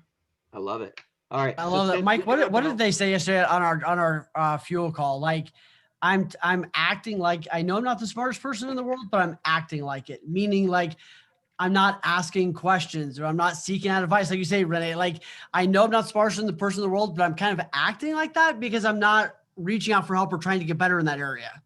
Well, I think ultimately, don't we all want to make sure that we're in a room that's surrounded by people who are looking at where we're going as an industry instead of where we are or where we were?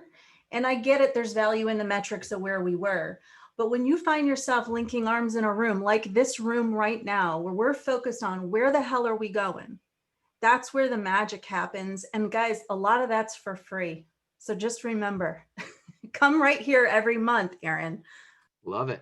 Absolutely.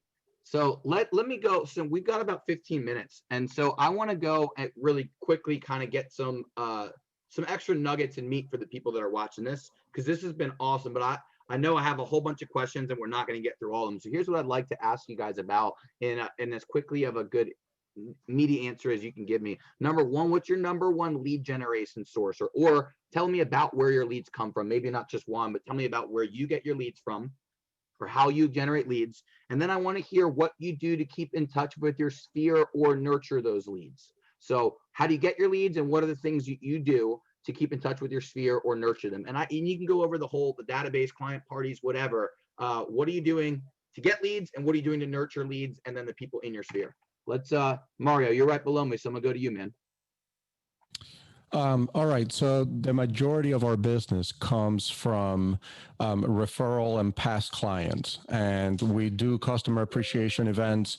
Like last year, obviously we didn't do one because it was a little bit dicey to try to put a bunch of people in one room. But before that, we've done like a Santa event where we actually pay for a Santa Claus to come to a venue, and all of our clients and their families can bring their kids for pictures with Santa, because nothing sucks more when you have a child and doing a line for a picture with Santa. So we try to provide value that way. And I keep in touch on the phone. I mean, our team is very religious about calling people that we've worked with even 4 or 5 years ago. And we're on a rotation on that. We're always calling people. We always want to see how they're doing. We're very involved with the community. We participate with Unforsaken Women, which is a local charity in Claremont that helps single moms and their children. So we're very front facing to the community through our faith, and through all the business that we've done in the past. Love it. Let's go to you, Tony. Yeah, so our top sources are agent referrals. We closed 95 last year, and number 2 is online reviews. Number 3 is past client referrals. Number 4 is networking. And then some things that we do that's unique to get the phone to ring. We do giveaways. We started this last year. We're a really big client party based team, and we used to do 4 or 5 huge parties every year. So we switched it to giveaways. I'm gonna put in the chat box a video I did about giveaways. So if you're wondering what that is, essentially on one day, everyone calls you. Instead of you calling hundreds of people, they call you all in one day. And the last one we did, we got 460 people to call in. We got 36 referrals, and we gave away some pretty amazing stuff. We did 11 days of giveaways back in around the holiday season. And it's super exciting. I'm speaking 2 times after this today about giveaways as well. And I'll put it in the chat box. I created a realtor resource center. It's free. I don't coach, by the way, or anything. So ultimately, I'm just throwing that out there if you want some help. I can't individually call everyone that has questions about it. So I created a video, hopefully answer any questions to share systems and stuff. But I'll put that in the chat box now, and hopefully you guys can get some value from it. Love it. Lindsay, let's go to you. Where do your leads come from? And yeah, where do your leads come from? And then I forget the second part of that question. Oh, how do you keep in touch with your sphere and your clients? Sorry, you're muted. That's what I was. All right, you're good. Now you're not. Can I hear you? So staying in touch with, like I've talked about, I'm constantly calling and asking my clients, my loyal clients, for referrals. So that's a huge part of my lead generation. Like, what do you say when you're calling a client? Well, I talk to them first. Hey, how are you doing? You know, ask them about their family, you know, work. Just especially with the pandemic, obviously, there's been a lot more to talk about. But basically, just kind of check in on them, and then just ask them for the referral. Do you know anybody looking to buy or sell a home? And then shut up, because my biggest thing I've had to work on was just, I got to let them answer. So that's been huge. Also, we did do, client parties. My husband and I are big UCF alumni. So we were hosting a UCF alumni tailgating, and we gave everyone football tickets, and that was a lot of fun. But obviously with the past year, things have changed quite a bit, but just staying in touch and just asking for the referral. Love it. Renee, how about you? Where do most of your leads come from? And what do you, I know you guys do a ton to keep in touch with your past clients. What are some of the things that you're doing? So from our touches, we have a 36 touch plan, which I'm happy to share. If anybody would like it, let me know. As far as how do they ask you for it? They can reach out. I'll put it, how about this? Reach out to me on Facebook, direct message, or on Instagram, either way. So here's the thing is, to those that are here, don't freak out if you look at your book of business and you don't see the diversification that others on the panel are mentioning. What I'm going to share is that we have a business that's about 60% sourced from online sources, and about 40% is a combination of repeat and referrals, agent to agent. That said, if you would have asked me that 3-4 years ago, it wasn't even that diversified, and it continues to diversify more and more each year. So agents, give yourself some grace once again, and realize in the beginning, you might be very heavily leaning into one source. Just make sure that you're, partnering up and collaborating with those who are going to keep you focused on diversifying. And then also from a follow-up standpoint is we take a lot of the heavy lifting off of our agents with the 36 touch program. Here's the thing, that's a lot of touches. So when we're doing customer appreciation events, when we're doing pop by logistics, and a lot of the touch points that are in that, we're handling that in-house so that the agents essentially look at their year, they have a couple phone calls to make, and they have a couple pop bys to drop off. The rest of it can be handled for them. Keeps it simple. Love it. So I would love to just hear from each of you, just a quick, like, one sentence or what's the biggest focus for you to elevate your 2021? Like, what is it for you? What does it mean to you to elevate your life or your business? What's it going to take in your world? Mario. I think it goes back to that consistency that we talked about earlier. I mean, it's doing the same things consistently and sticking to them, not falling for the shiny object, which in our industry, there seems to be 1,000 every day jumping out. So, I think if people should take something from this, is take one thing that you're hearing from one of the panelists and go all in on it, as opposed to just putting a few chips on each idea. That's probably the best way to look at it, I think. I love it. And coming from someone that I see riding lots and lots and lots and lots and lots of miles day after day after day, it's living proof of the consistency and where that puts you. Is that fair? Yeah, that is. I mean, one of the things that I make sure that I do every day is I do something that makes me suffer, whether it's sticking myself in a sauna for an hour, or running 10 miles, or biking 50. I'll try to do something every day that makes me suffer. I love it. I love it. Do something every day that makes you suffer.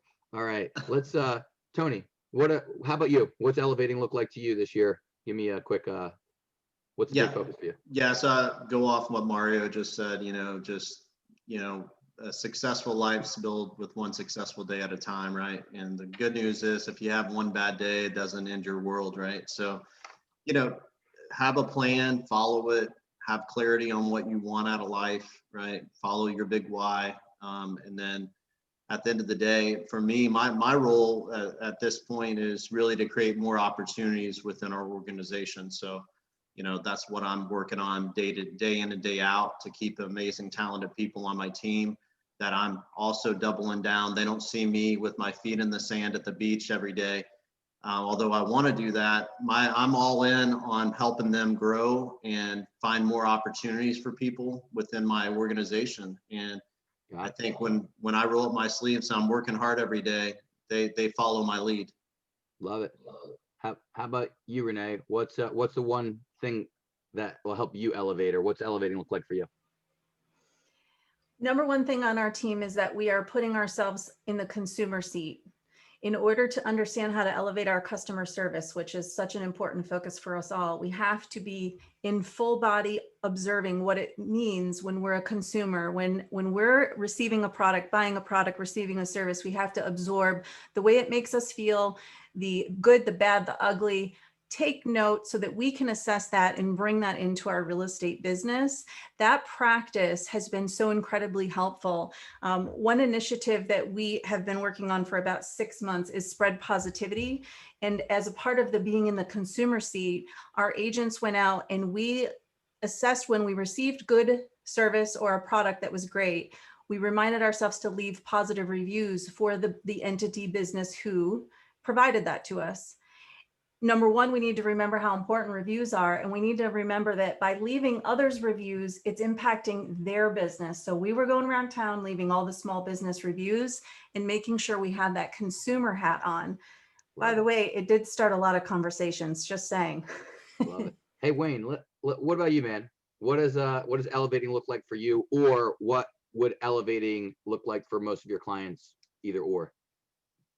And I think it kind of goes back to something that Renee hinted on earlier. It's getting just wildly clear on where you want to go.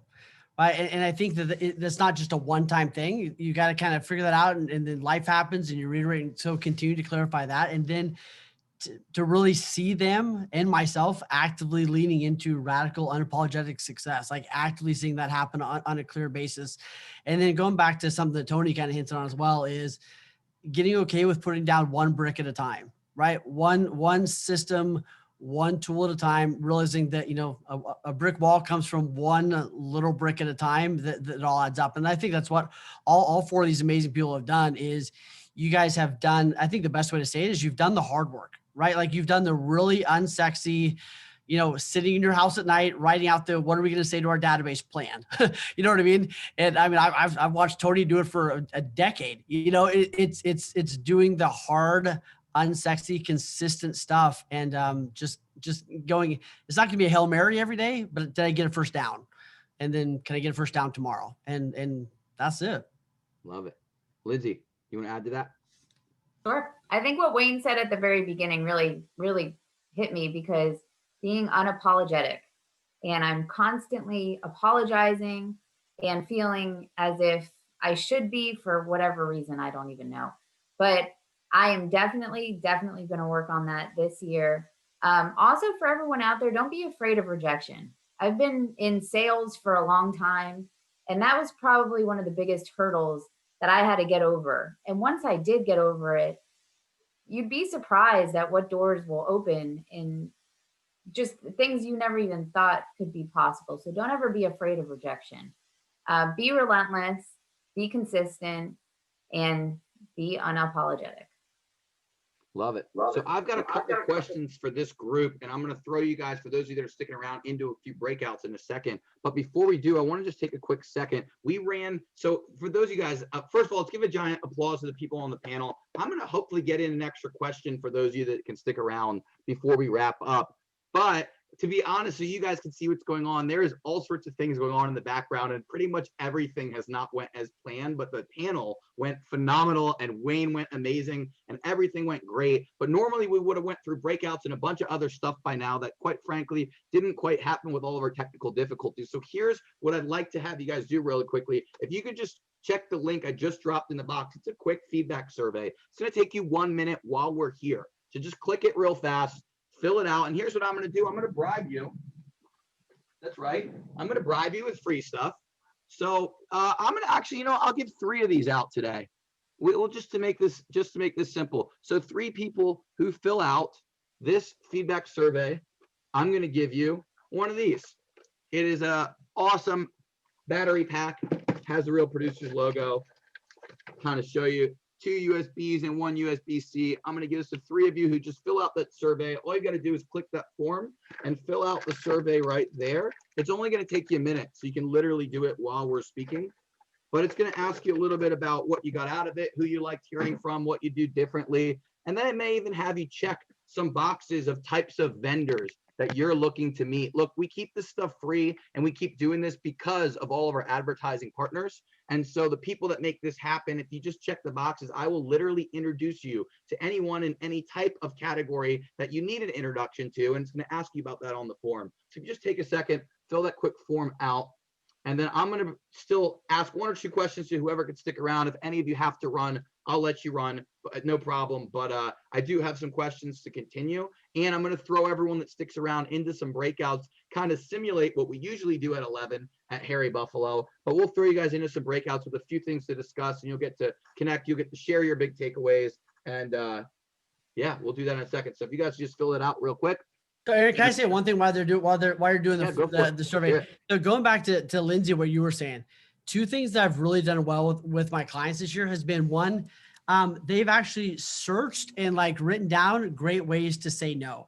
How do I say no to things in a great way instead of having to say yes or be super apologetic? So like, how do I wonderfully say no? So I literally had to make a list of that. The second thing is like, say that I don't call somebody back until tomorrow. My natural reaction is to go, I'm so sorry I didn't call you back. I'm so sorry I'm late. I'm so sorry to call. Instead of that, I start giving gratitude. Lindsay, I'm so grateful that you were patient. Lindsay, I'm so grateful you understand that we're in a crazy market. And instead of doing this today, we're gonna need to do it tomorrow. I'm so grateful that you understand that. I so appreciate your understanding. Thank you for taking the time to. So I've turned it from like this weird, like I'm sorry, negative, downward, crappy energy to like I'm so grateful, and like it lifts the entire conversation. So like 2 little shifts have been really, really powerful.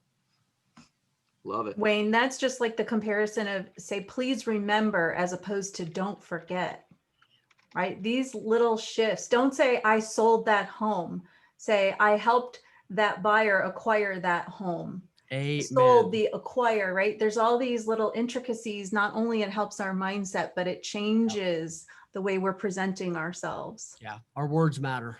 I got a question for each of you guys. Something simple. I want to try to get through each of you guys in just a minute or two. What's the number one thing you were afraid to do in your business that made a big difference? So what's the number one thing that you were like hesitant or scared? Maybe it was an investment, maybe it was doing your first client party, maybe it was actually making your first hire, maybe it was finally delegating something. Like what was one thing that like mental hurdle, I guess you'd say, that you had to overcome that you're so glad you did, that maybe someone on this call hasn't quite bridged the gap on? Can each of you share one of those mental hurdles and what got you over it and maybe how that went? I can go. Renee, I'll go to you because you look ready to go. August 2018 was a moment that changed my world. I knew I wanted to do video. I knew I wanted to do live. I had never done it. I was terrified to speak in front of a group and had never spoken in front of a group. I had a mentor that knew this, and she nudged me, sent me a text and said, you need to be in Dallas. You're going to speak in front of a group. My thumb said yes. Then I went and threw up out of nerves. I decided to take the fuel, change that fear to fuel and do it. That was August 2018, before I ever did a video, before I ever did a live. Dive in, because the fear you're feeling is what's going to drive you to go to that next level. It was one of the biggest lessons I've ever learned. Love it. Who else wants? I think for me, it was. Go ahead, Lindsay. Go ahead. I think for me, it was just getting over being uncomfortable. There's a lot of things you're going to do in business. And once you get over being uncomfortable and just attacking it, that's how you're really going to grow. Love it. Mario, how about you? Yeah, for me, it was in 2017 when I decided to leave the team that I was working in, which meant leaving behind, 6-figure income that I've had for many years to, jump off into this venture and sort of try to monetize what my ideas were. And at the time, I didn't know if my ideas were any good. But, I listened to a lot of Jordan Peterson and a lot of his books. And he says, if you ever want to figure out whether your ideas are good or not, try to monetize them. And if you can make a living on it, they're probably pretty good. Love it. Love it. Tony, what was one thing you were scared to do? Yeah, for me was probably going back was hiring, and then it was hiring a coach, and then ultimately it was doing video on our 11 days of giveaways we just did. I did a video for 11 days straight, and I hate doing videos myself, and it got me that much more comfortable doing them. So, that's just a few that come to mind. Love it. Love it. Lindsay, you answered this already, right? Each of you answered this, actually. So here's what I'm going to do right now. Each of you could just grab your pen and just jot this down real fast. I want you guys to jot this question down because in a second, I'm going to send you to talk to each other, and these questions are going to disappear and you're not going to see them. So the question I want you guys to answer is, what's one thing you're going to start doing or continue doing in 2021? The other one is, what's elevating look like for you? We already talked about that, but what's elevating look like for you? What's one thing you're going to start doing or continue doing? And let's also say, what's one thing you learned about yourself last year? So 3 questions. What's elevating look like for you in 2021? What's one thing you're going to commit to or continue doing if it was something you learned last year? And then the third one is just, what did you learn about yourself or in general last year? Now, here's what's going to happen. In just a second, a button is going to pop up on your screen for most of you. There's going to be like 5 of you that can't figure this out. So, but most of you are going to have this. It's going to pop up on your screen and you're going to hit the button to join the breakout room. And each of you, I'm just going to ask you to take charge and help answer these questions. Introduce yourself and let everyone share. If you speak for more than a minute, you're probably going for too long, but I'm just give everyone a few minutes to just answer the question. What's elevating look like to you? Introduce yourself. What's elevating look like to you? What's one thing you're going to continue doing? And what'd you learn about yourself last year?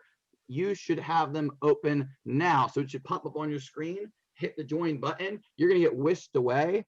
We have a little less time than we usually have for these breakouts. So we're going to do the best we can. But I'm going to send you guys in. Make sure you introduce yourself. If you're not already in the breakout, you have not hit the button yet. All right, we'll keep moving you guys around. We'll get this figured out. And by the way, if your room does not work or if there's anything weird about your room, just jump back into this room. You can exit and I will reassign you somewhere else. Let's see if this will work. So, all right, who is still hearing me right now? Let's see. Hey, boss, I'm jumping on to another Zoom call. So would you remove me as host just so it doesn't mess up your call? Yep, you are good. Thank you, brother. Thank you for having me, dude. No problem. Thank you, man. All right, who can still hear me and is stuck in limbo between all of these rooms? Let me try to move you. Can anyone hear me? Who has not joined their room yet? There should be a button up there. Let's see. All right, I'm going to start searching for each of you that haven't joined one. Marcus, I'm going to try to slide you into a different room. Maria, I'm sending you to a different room. Stacy, you're in one, but I'm sending you to a different room. Annie, I'm sending you to a new room.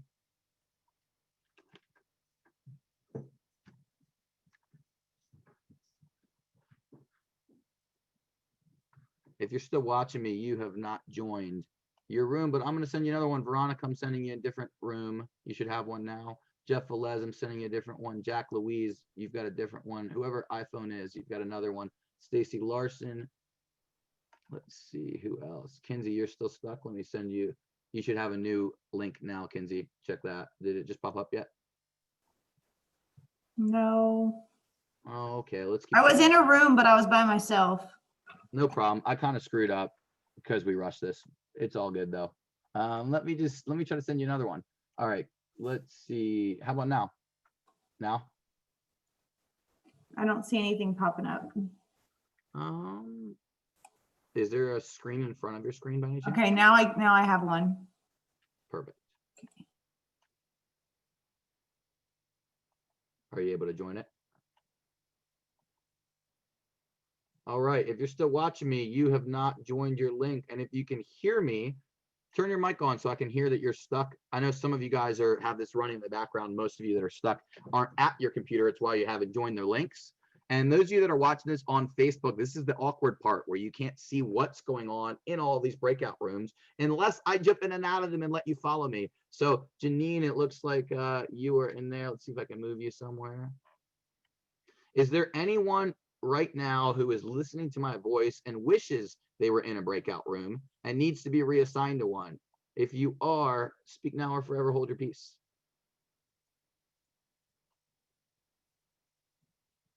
All right, and if you're watching the replay of Masterclass Orlando, if you're watching us on live, thank you guys for joining us. This one is a little bit hectic. I hope you guys got a ton out of it. The speakers brought the fire. I mean, Wayne really kicked us off. I thought it was amazing hearing from each of these people. And really what I got out of it was that a lot of them were really putting the clients first, putting the client relationship first, keeping in touch with their clients, and doing the little monotonous daily habits. Like there were no secret tricks or magic bullets shared at all today. And these people are all selling 25 million plus. And the reason why is consistency of the same things in and out and doing the things that we all know we should do. So I thought that that was really cool. And to hear from Wayne, just talking about like radical, unapologetic success, like going for things that we don't have to apologize for wanting things that we don't have to apologize for them being so big or so massive or so different.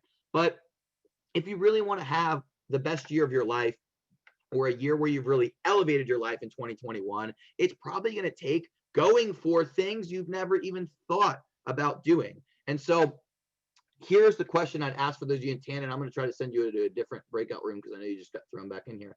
So you should have an invite now.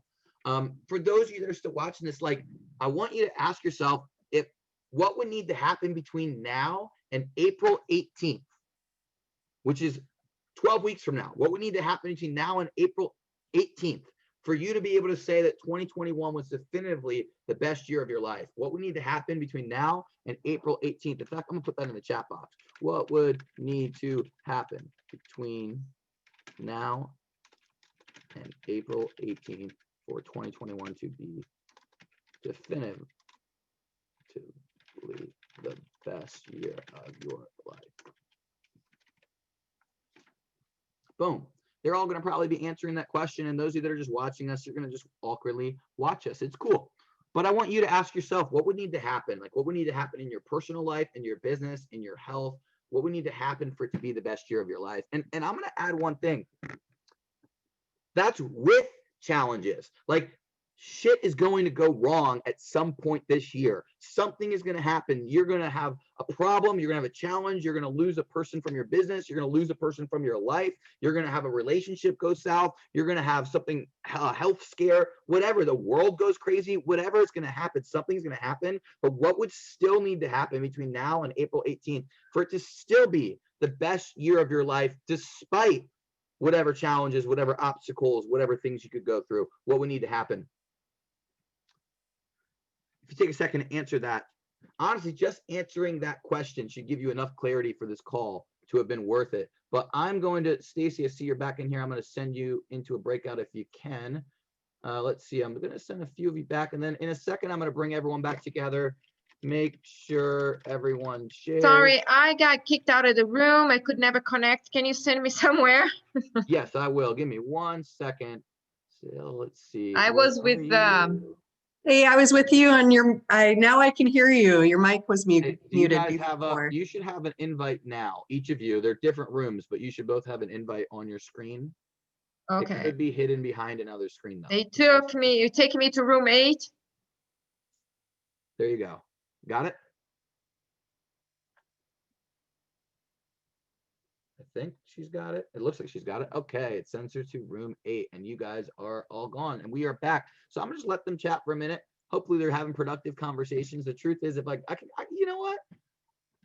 Hey Jeff, you want to jump in on one of these breakouts or are you good? Jeff, you want to jump in on one of these or you want me to keep you here? You're unmuted, I think. Can you hear me? Nope. All right, I'm gonna mute you again. All right, so looks like everyone's in breakouts. I'm gonna do one thing. I'm gonna just bring them all back together. I'm gonna bring them all back together. We're coming back together in 60 seconds. Boom. They are all heading back together. Hopefully that was productive. Honestly, it was a little rushed and a little less intentional than we typically like it to be. So usually we have a well-curated discussion, but the truth is I want to respect everyone's time. So all of you that are slowly coming back to us, everyone should be joining us now. That was a little bit rushed. It might have been hectic. It might have went perfectly. I actually can't tell because I didn't jump into your breakouts. Usually I run in and out. The people watching live on Facebook have just been watching me stall for time and share a few goods in the meantime. So I'm going to bring everyone back. People should start coming back in about 20 seconds. Here's what I'm going to do. I want to hear what you got out of your breakout, what you shared with your breakout, or what you just got out of today. I just want to get a couple answers. Tony, can I go to you because you've been here? What did you get out of your breakouts, or what was your big takeaway today?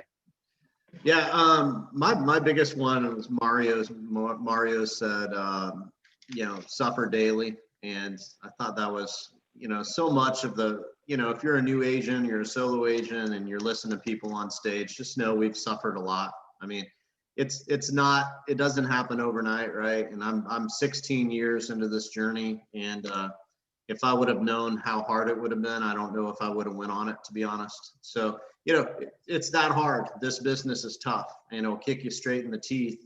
And you just got to really prime yourself every day to be ready and be able to actually endure it, right? So it starts with your physical energy. You have to be working out and having good energy. And I love that of what Mario said about suffer daily. That was powerful. Love it. Hey, Kinsey, I want to go to you because I know you tried to share in the breakout and it kind of kicked you out of the breakout. Tell me about you. What'd you get out of today, or what does the radical unapologetic success mean to you? Sure. I got a lot out of today, and I have a bunch of Post-it notes sitting here. But what I took away is just raising awareness that I need to delegate more. And I've started doing it, but I definitely think I can increase what I do to delegate.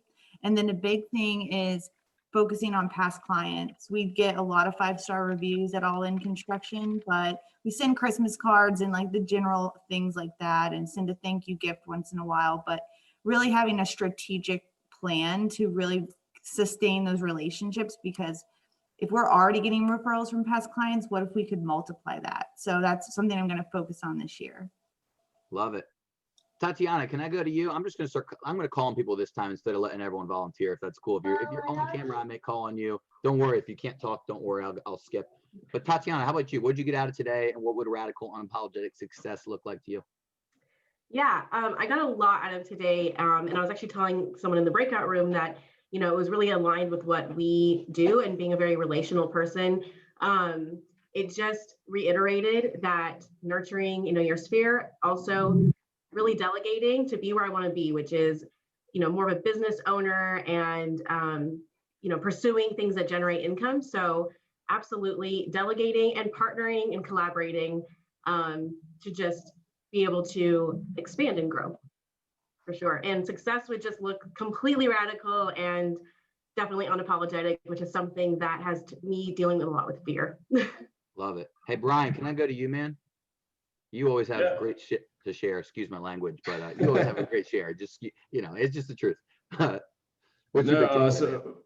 So something I did in our breakout room as well. So something that I learned about myself, or learned about just the market in general, and I believe one of you guys said that you were doubling down on marketing and stuff during the pandemic. And, Warren Buffett said is to be greedy when those are fearful, and fearful when those are greedy. That doesn't just apply to the stock market. You have to think real estate agents, they don't know where their next meal is going to come from, some of them. So they're going to cut down on marketing. They're going to get rid of that kind of stuff. And I was a firefighter paramedic before I was a real estate agent, and I was halfway ready. I was putting in applications because I'm like, well, what a great, unfortunately, but a great, position to be in, because I could go work at the hospitals. They're hungry for people. So, but I said, you know what? No, that's it. I'm just doubling down on it. Things are rough, but I started doing my web series and things like that. And I put money into that. And so I just put, basically doubled down on my marketing during the pandemic, because everyone else is cutting back on it. So, yeah. And then as far as things I want to continue to do, my thing is I have like accountability. I write down in my notebook every morning, I write down what I need to do that day. And then that night I transfer that over to the next day.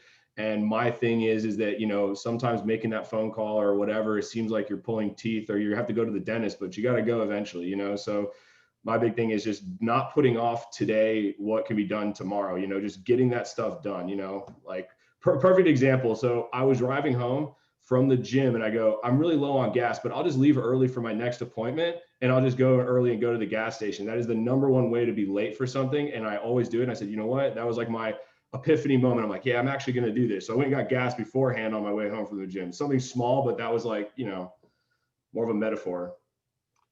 I love it. Who else wants to go? Hey, Aaron, I gotta go. Thanks for having me, man. I appreciate it. I have another class. Tony. Thanks, Appreciate bud. you, Tony. Let's go, Mauricio. You've always got a great share.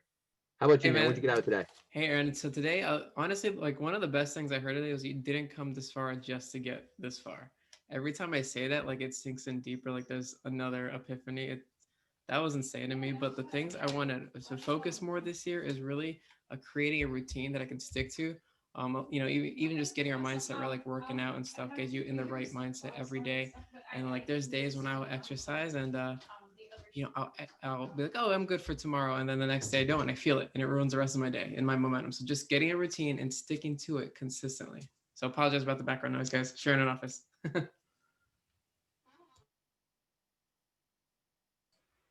You're muted, Aaron. All right. Sorry about that. Let's try that again. Tannen, can we hear from you? What'd you get out of today? Oh, so many good things. And, you know, you hear these things over and over, but it's such a powerful team that you have up there talking. Choose your hard. I like that one because everything's hard. It's what hard are you going to get over? And I talk a lot about this with, you know, people at our gym because we get up and we go there early and it's hard. We have excuses, but there's always going to be an excuse. So which excuse is going to be the easiest one for you to get over? Choose your hard.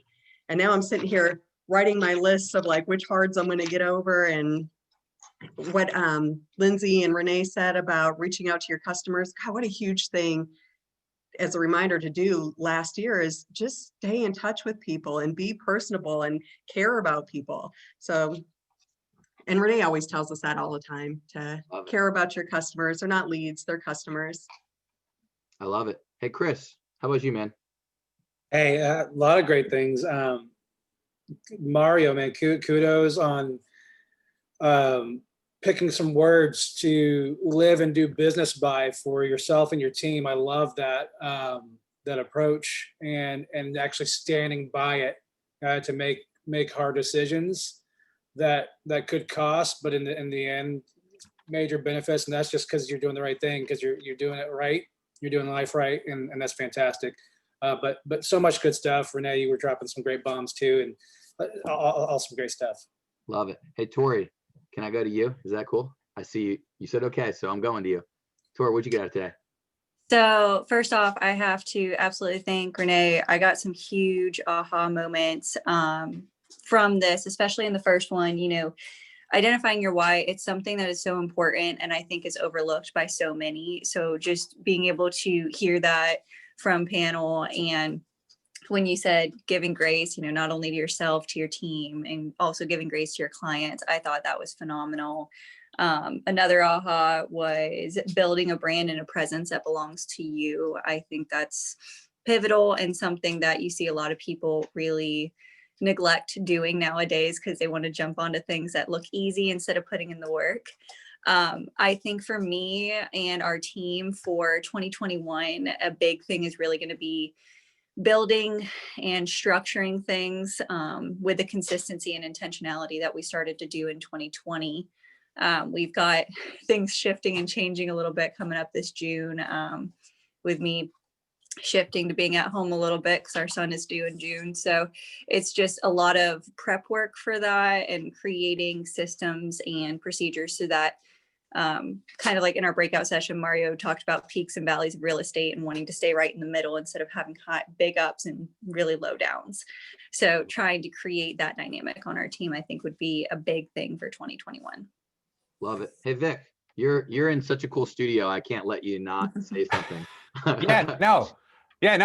glad actually. I wrote down a couple of things. First of all, Tony, he had just a wealth of great expertise, advice, wisdom. I'm not a real estate agent, but just as a small business owner, Tony had real great feedback, leveraging other people's talents so we can achieve our goals. That's huge. It's very important because it's very often we'll get consumed by the little things and it makes us lose focus and energy that should be, being paid to the bigger things. And then Mario, integrity. I mean, that guy, he just exudes integrity, and it's all about making sure you're providing the most value to your customers. It's not necessarily about the how much you're making from that particular customer. And not to say that those two things, it just comes down to treating your customers right. And what he did through COVID really speaks about what kind of a person Mario is, and how he operates his business, and how he just operates with his team. I'm really blown away by everything today. So I appreciate the opportunity. I love it, and thank you, Dan. Hey, Aaron, can I share for a second? It's Renee. Yeah, let's go to you, Renee, and then I'll go to you, Dan. I'm muting you. Go ahead, Renee. In our breakout, we were having great conversation. Your question you asked was, what did we learn about ourselves in 2020? And what I learned about myself is that I'm stronger than I thought I was.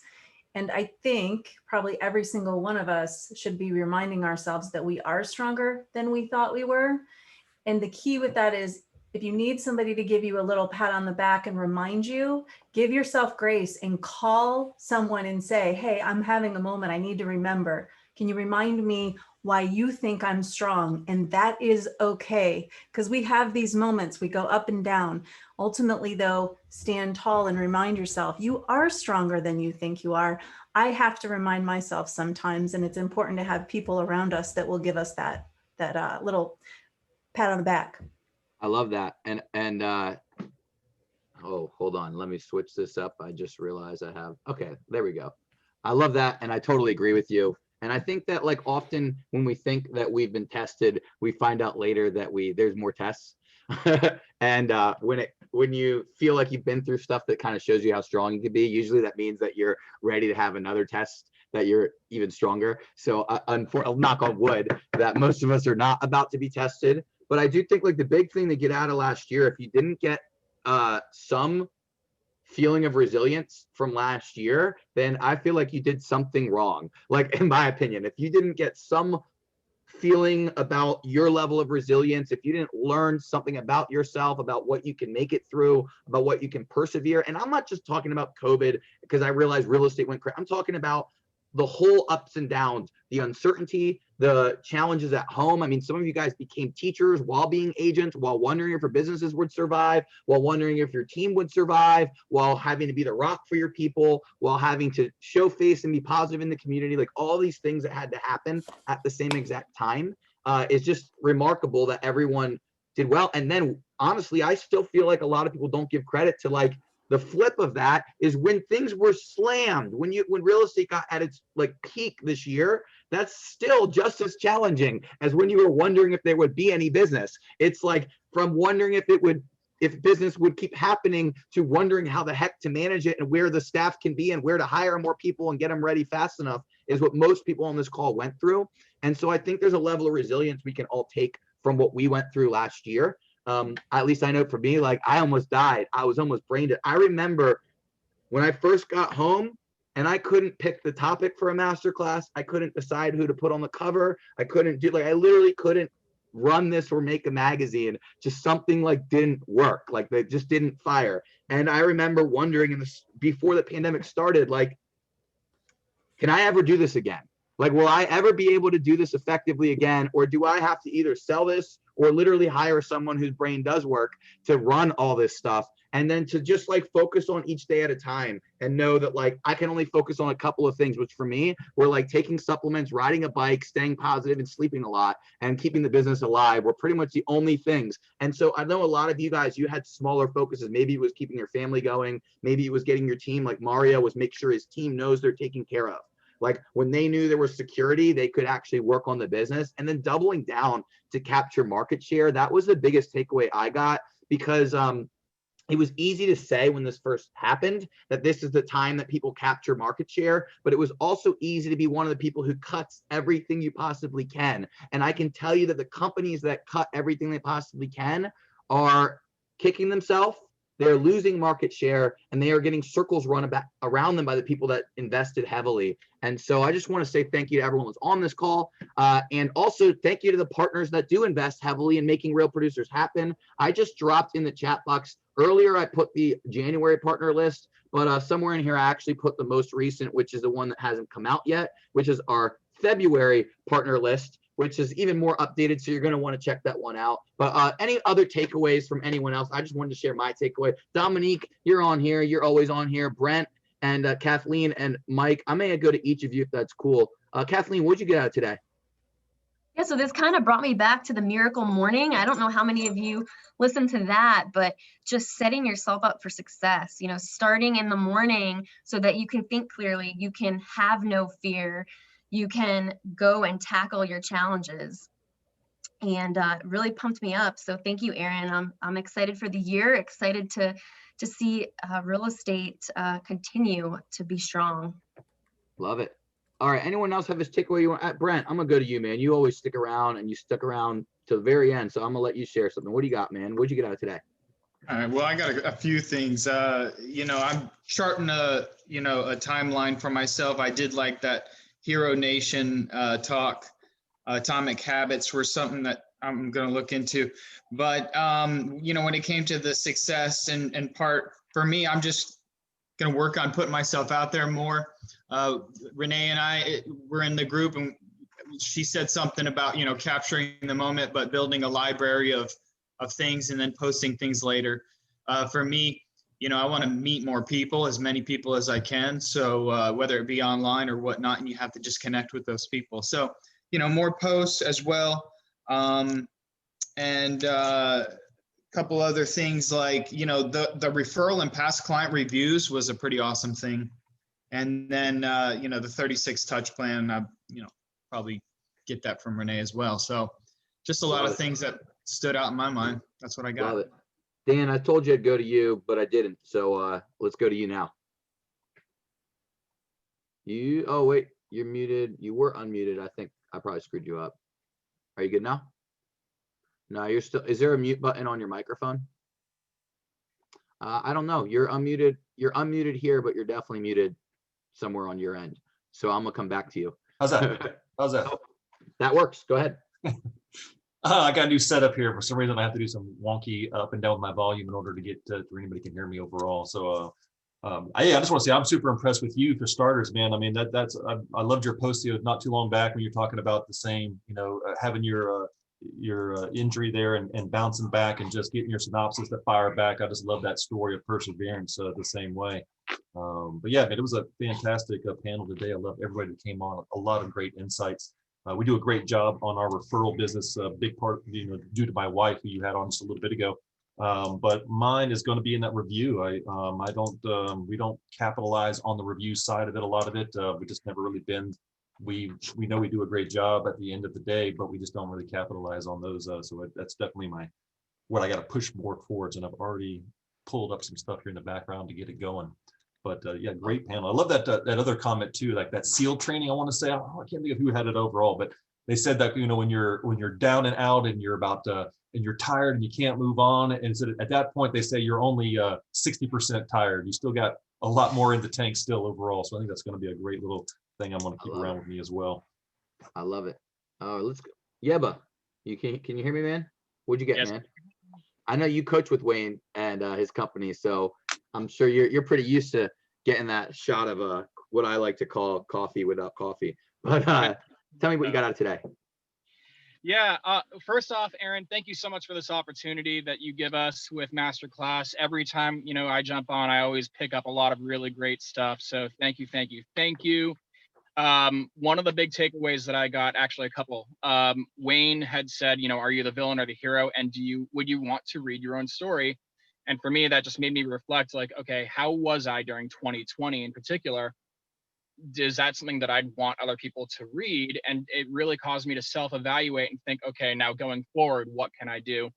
And then the other big takeaway was from Renee, and it was you know, are we treating people as leads or humans? And I think that we all subconsciously on a deep level know everyone's human, and they deserve our utmost attention, respect, be in their shoes.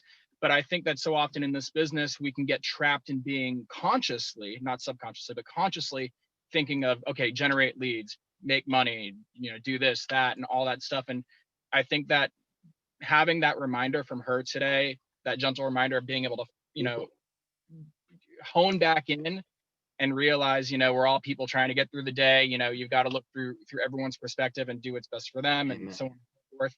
Humanizing the process is also something that we need to constantly remind ourselves in this business. Amen. I know Ricky Ruth is a big real estate speaker. I don't know if he calls himself a coach, but he's a free coach. But he talks a lot about just having enough conversations with people, having enough real conversations with people about how you can help them. He says that real estate's that simple. It's how many people do you have to have conversations with that you can actually help, about how you can help, and then staying in touch. And I think we overcomplicate it. Dominique, you want to share anything since you're still here? Hi, how are you? So I really liked thinking about having your physical energy and having to suffer and really, grind it out.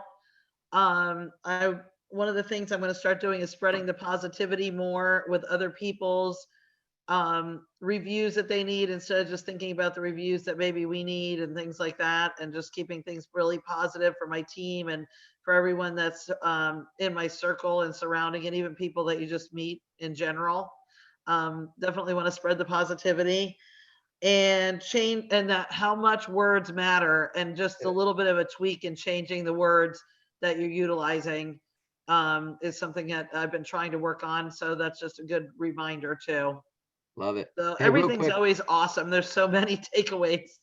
Real quick, I know that some people aren't still here, but I want to give a quick shout out to Marlon Mora, videographer. If you guys need a videographer, he's been kind of popping around, and I've been trying to hide him with a virtual background. But definitely shout out to Marlon. He shoots some amazing videos for real producers. All right, let's one or two more takeaways or any questions from anyone, and then we'll wrap this thing up. Is there anyone else that has something you want to share, or anything else? Any feedback? Oh, Kathleen, you look like you're saying something. So yeah, I was just gonna share. It's kind of very straightforward, but I know you like this, Aaron. I loved the person who called out about word choice, and how in the realtor community we can call out, I sold this home, or these are my buyers. Yeah. And I love that flip of, this is a family that I helped find their dream home. I love that. Sometimes I cringe when I see some posts, because then it's all about you. Like, I sold this home, but make it about your clients, your families, those homes that you're finding. I love that. That's awesome, right? I mean, really, what I thought was interesting today was I was really expecting to get really deep on tactics and stuff, and there was almost nothing about specific tactics, because what we found were that people were doing the right things over and over again and compounding them year after year. Honestly, this went in completely different directions than I was expecting, and I thought it was awesome. I mean, I was expecting Wayne to bring the fire. He always does. But when it comes to the actual, like, what they were doing, it really said a lot to me that they were really just building the right foundation and consistently doing it year after year. And so for people that either got something new at it today, I hope you learned something. But for those of you that got nothing new, or maybe didn't get something new, I hope that actually served as a bigger reminder that you didn't need anything new, that all you needed was to remember that you're already on the right track, and that you can just keep doing what you're doing, or maybe just keep doing the things you should be doing in 2021, and you should be able to elevate. So I'm going to just real quickly, I'm going to hit this button.